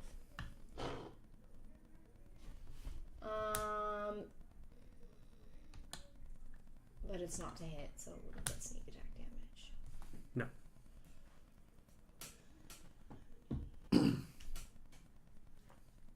Okay, I'm just gonna hit him for another D12. Okay. Roll it.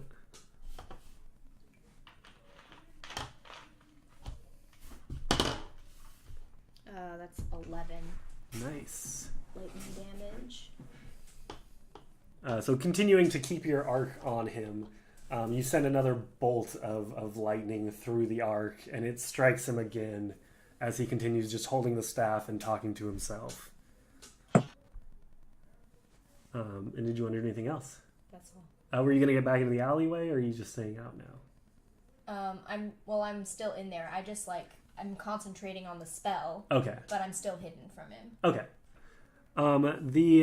A large skeletal creature takes large, ominous steps towards Blam and raises its claws.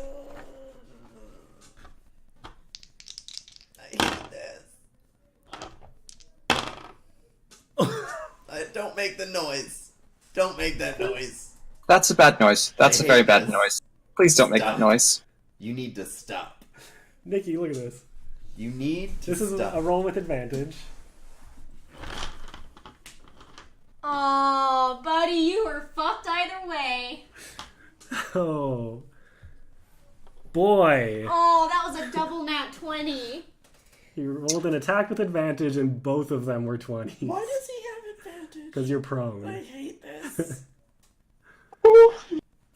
So he takes these large, ominous kind of steps forward towards you, and you just hear this like deep, throaty chuckle as he steps next to you. Oh, he's laughing at you, dude.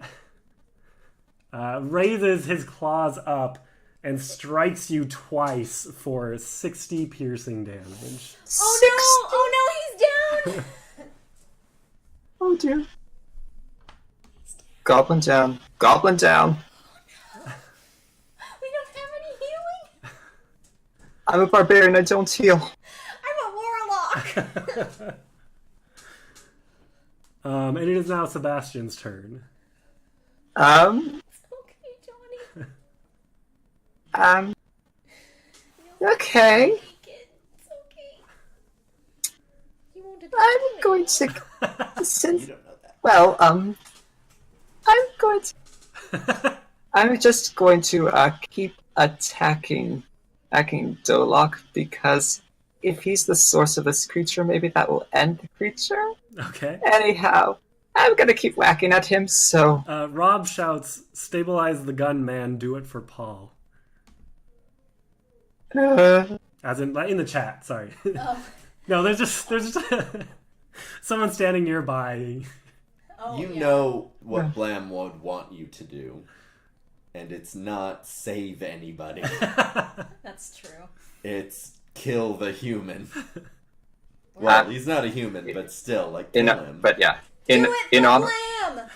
in honor of Blam, I'll keep whacking at him. I'm hiding. All right, roll it. So There's just a witch bolt coming from like from what's behind happening. a crate. I'm hidden. that's- No, and- there's an arrow pointed at you. It's lightning. It's like a rainbow. But I'm like, the point is that I have cover from him. that's an 11. Oh, thanks, stay An 11 will not hit. Thought not. So, take 2. Okay, 26. That one will hit. Please die, please die, please die. Whoops. That's an 8. 8 damage. He does not die. I thought that's a shame. It'd be very nice if he died. Anyway. Wouldn't it? Do we still? Mm-hmm. Either a threesome or death. I mean, Isn't that really what we're doing here? That's Dia's it whole works. life. That's Dia's whole life. We're fighting for threesomes right now. Okay. Sebastian, did you want to do anything else? And I might get death. So you strike him once with your great axe, but he continues focusing on what he's doing. Did you want to do anything else? Oh, sorry. No, that's all I can do. Okay. Cool.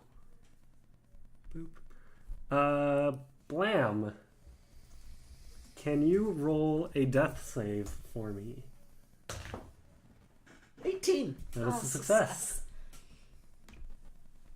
As a reminder, you need 3 successes to stabilize, 3 failures, and you're dead. On a nat 20, you could gain a hit point. I thought, oh, a nat 20 you gain a hit point. I thought it was just 2 saves. No, it's got to You be. get a hit point. Yeah. Nice. Well, it is 2 saves and. I thought it was just 2 automatic successes. We're gonna say you gain a hit point. Awesome. I'm pretty sure it's I think 2 saves. I don't know. Whatever. I don't know. I've It never doesn't matter. died before. I feel like that was just tempting death. Daya, it is your turn. Okay. Wait. Yeah, no, it's your turn. Yeah, so That's I'm gonna stop the witch bolt so that I can Eldritch Blast that motherfucker. Okay, do it.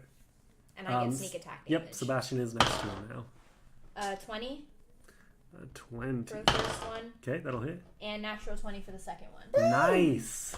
So Flying into a rage, seeing Blam fall. I see my friend fall, and the witch bolt ends, and instead I have like 2 big balls of eldritch energy. It's like my patron fills me with like fury and rage. You feel your uncle's voice, like, My uncle's voice. go just, get him. Go get him, honey. I just like shoot 2 eldritch blasts at him. Boom, boom.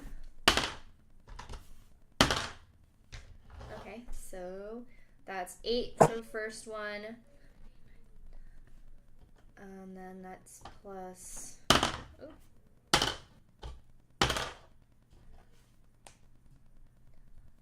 13 for the first one.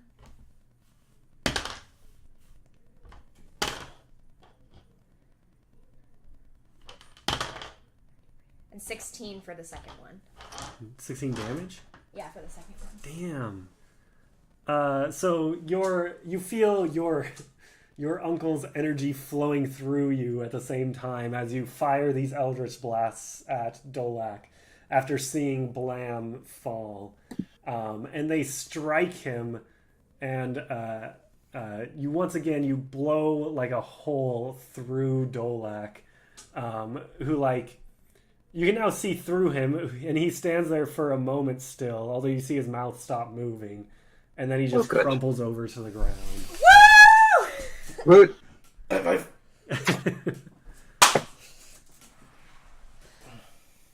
Thank you, Uncle. You then hear a shriek come from the large skeletal creature as it teleports directly next to you. It kind of like sinks into the ground and shows up directly next to you. Well, that didn't go quite as planned. And Sebastian, it is now your turn. How much longer does this rage last? It lasts for a minute, but you would have another rage at the very least. Fuck. Right. I mean... This is even worse because you're in like a back alley. And now you're just in a back alley with this giant skeleton monster. Let's see, 6... Fuck off! Let's see it... I Anyway... want to meet you in a back alley. Oh. Noticing that the big guy did not fall down with Dolak's apparent demise as I hoped, I'm just going to fly in and start whacking at him with the great axe. All right, do it. Just no. Okay, 19. That'll hit. Oh, good. Okay, 15. 15 damage. And just good old follow-up. That's a 12. The 12 will not hit. Okay.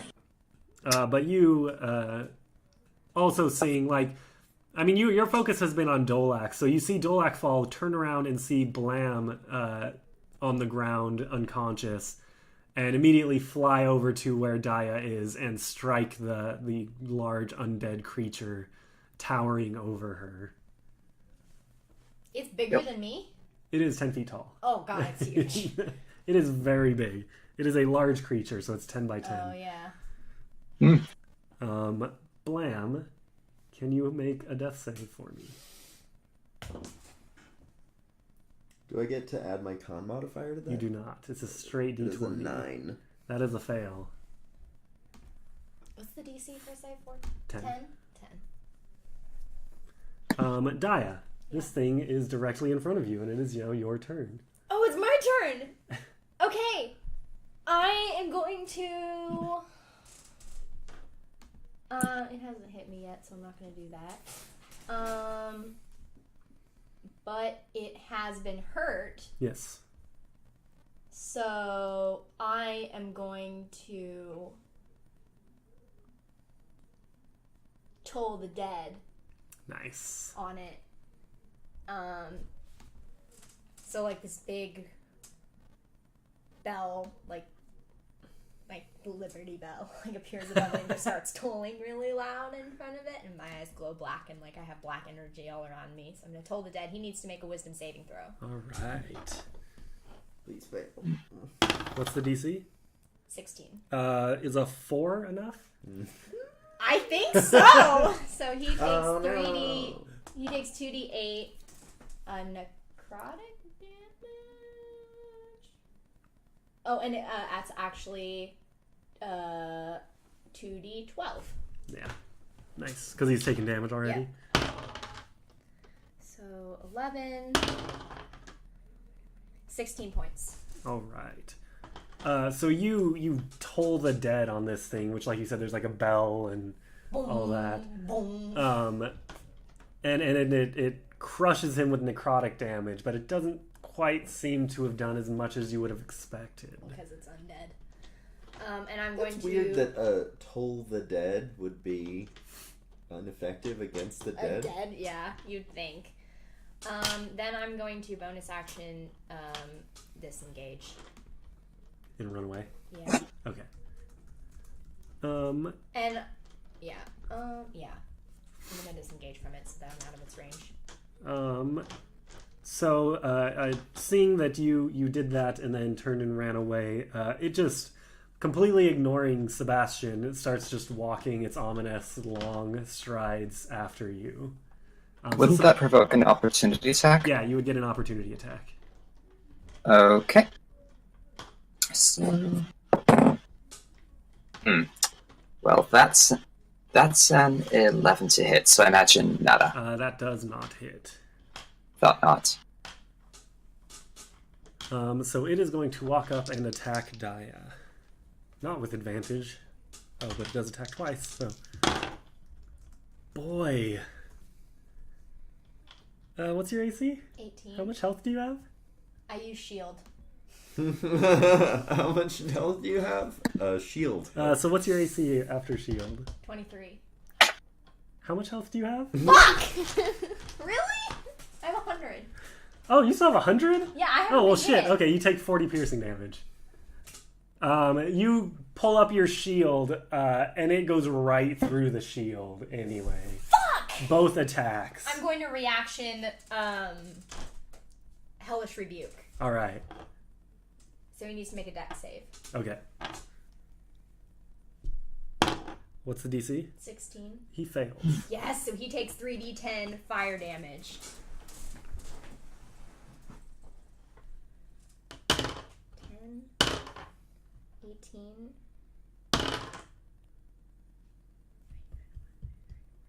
27 points of fire damage. Damn, that's almost max. I know. I rolled a 10, an 8, and a 9.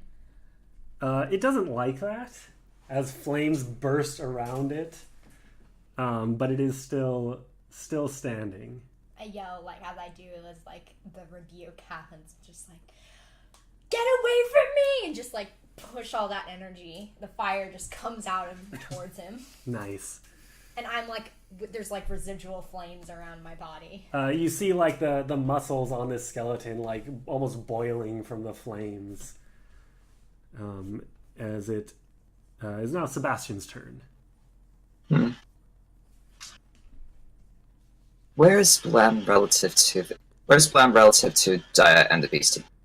So they have kind of Daya has retreated like into the alleyway, and the creature is just following her. So they're a little ways away. They're back in an alleyway, so they're pretty far from Blam. If you turned, you're at like the entrance to the alleyway, so you could probably get to Blam on this turn if you wanted to. Right. Given that I've been ignoring the Goblin Boy for some time now, I'd like to run over and see if I can stabilize him. Okay, roll a medicine check. Just let me die, okay? Medicine check, okay. Please work, please work, More please health work. than I had when I got hit. That's true. 10. You stabilize Blam. Yay! What is I it? am tanky. So Blam, you have 0 hit points, but you are no longer dying. Yay. You're still unconscious. Yep. Blam, you're unconscious. It would be your turn now, but yeah. So Daya, it is now your turn. Okay, I'm going to use Scorching Ray. All right. Or maybe it's Burning. It's okay. I'm going to use my last 3rd level spell to cast Burning Hands. So I hold my hands with my thumbs touching and fingers spread. So then a sheet of flames just shoots out of my outstretched fingers, and it has to make a dexterity saving throw. All right. How about a 9? Nope. So it takes 5d6 fire damage. Oh. Here, Yeah. use this goopy dice. 1, 2. You feel the 3, inspiration flowing 4, from Blam's unconscious body. 5.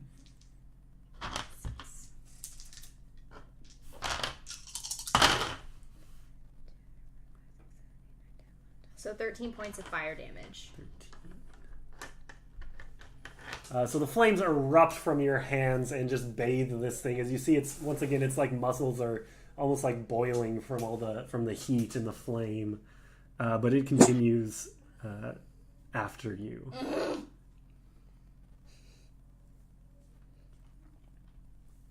Are you disengaging and retreating again? Yeah, I'm gonna disengage. Can I get out of the alleyway? Yeah, And duck around the corner. I'm Get gonna on the get other out of the side. alleyway, duck around the corner, and try to hide. Okay. Go ahead and roll it.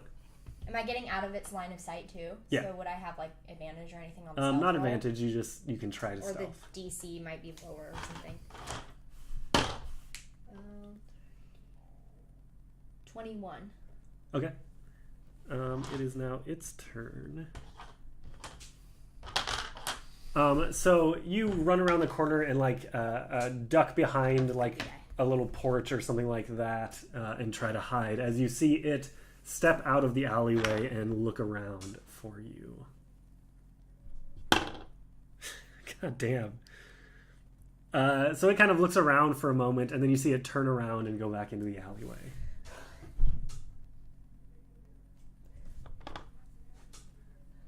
And Sebastian, it's your turn. Let's see. My movement with a movement speed of 50, would I be able to catch up to this thing? What's your movement speed? 50. You would be able to get within about 10 feet of it, but you wouldn't quite be able to get to it.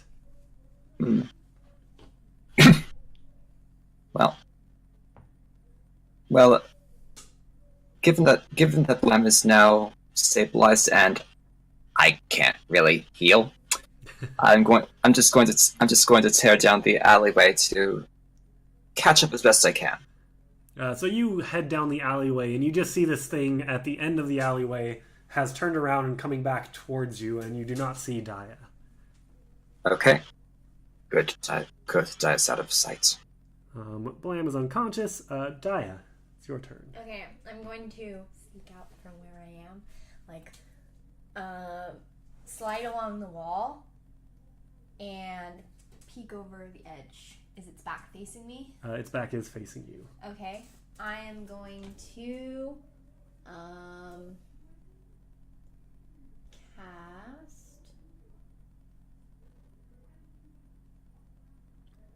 What's the best I can get out of these? I guess I'll cast Burning Hands again, but at first level. So 3d6. Okay. So it needs to make a dex save. All right.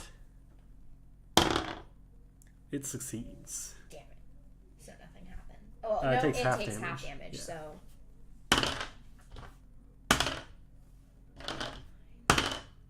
So 6 points of fire damage. So it takes 6 fire damage.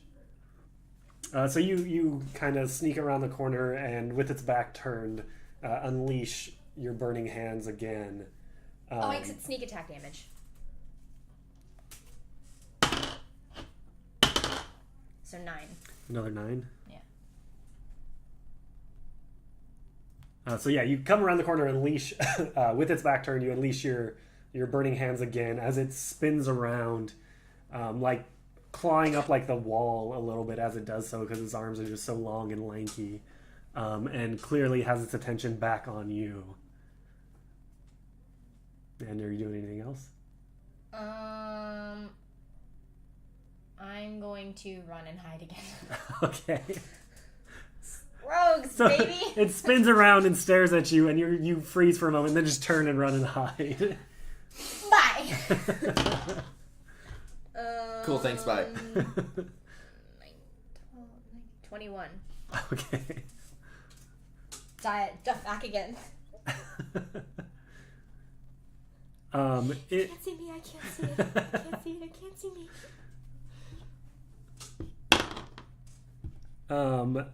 You see it appear again and just look around again. Then it just turns and heads back for Sebastian. And Sebastian, If it works, I'm sticking with it. from about 10 feet away from you, it swings its arm and is going to try to claw you. Okay. And what's your AC? Boy, it doesn't matter. Well, 16 for the record. Okay, you're going to take another 40 piercing damage, halved because of your rage. So you're going to take 20 piercing damage as it claws you twice again. Okay. Right. And it's now Awesome. your turn.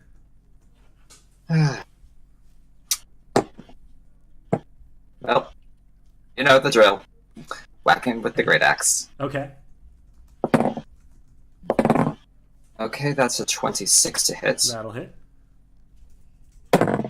And 14 damage. 14. You notice its movements and its attacks are getting a little sluggish as you keep dealing more and more damage to it. Progress. Attack again. 18. That'll hit. That's a real appropriate quote from Ben. 8 damage. Okay, go ahead and For keep another counting 8? him. At this point, it's looking pretty rough, but it still seems focused on you. How is this thing not dead? Just let me climb the shit. And Daya, it's your turn. Okay. Actually, Johnny, roll a d4 for me. 1. Okay, cool. Daya, it's your turn. Oh, what was gonna happen if you rolled a 4? Probably wake up.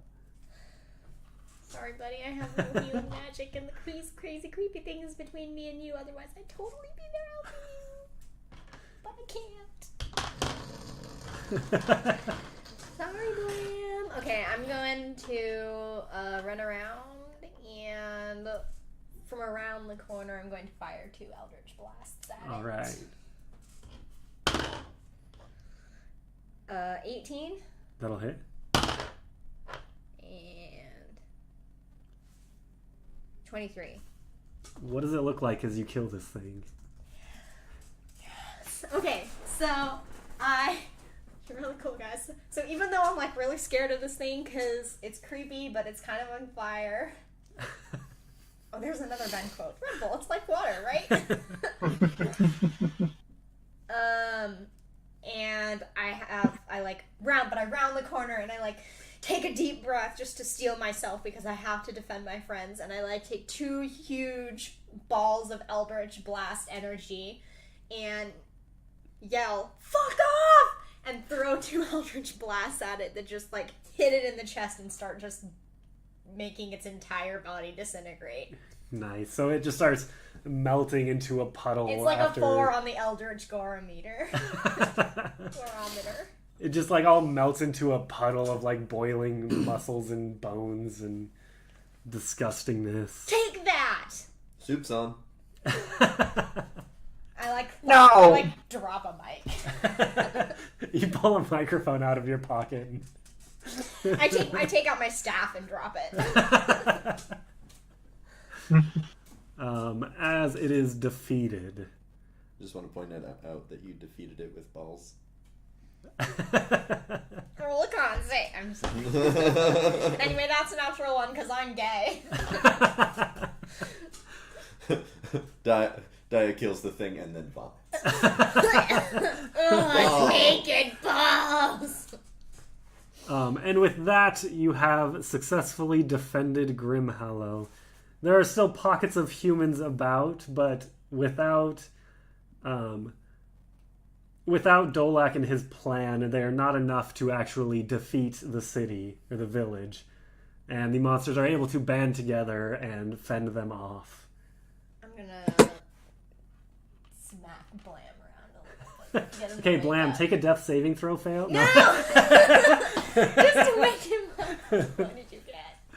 An 18. Okay, he succeeds.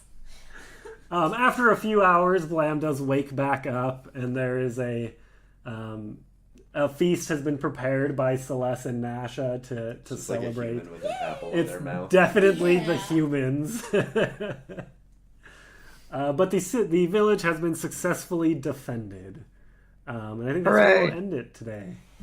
Woo! We win! Yay. I get to go back to my lovely girlfriend. Blam's They not can lick the dead. blood off Who me. do you? Hooray, polycules. Paul comes over and engulfs Blam's unconscious body and just like carries him away.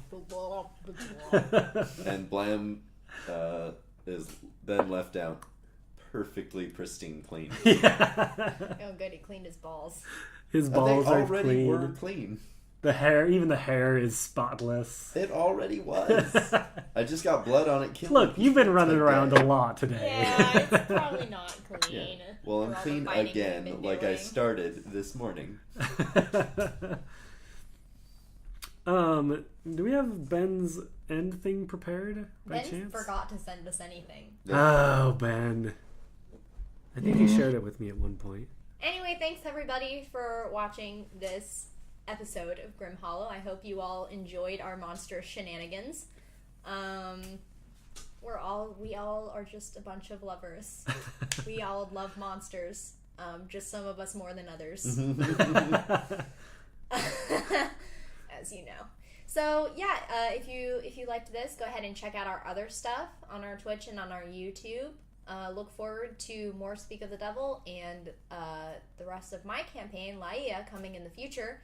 Both of these two are in it, and it's going to be really awesome. So I'm really excited. And also check out our Patreon, patreon.com/InfinityBreak. It helps us to get more stuff like this done. And thanks to you guys, we're now doing monthly comic book specials with me and Ben and probably some other guests. So yeah, thanks for joining us. Joining us next time for whatever it is we're doing next. Yeah, so next week we're going to be doing Speak of the Devil as scheduled.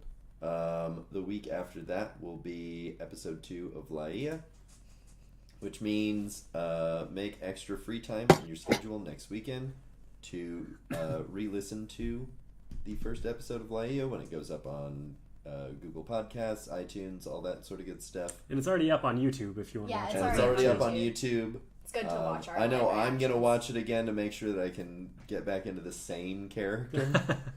Weren't? Yeah, as long as I'm fully... Well, I'll just be myself. Because I'm fully horned 24/7, 364. Not on leap years.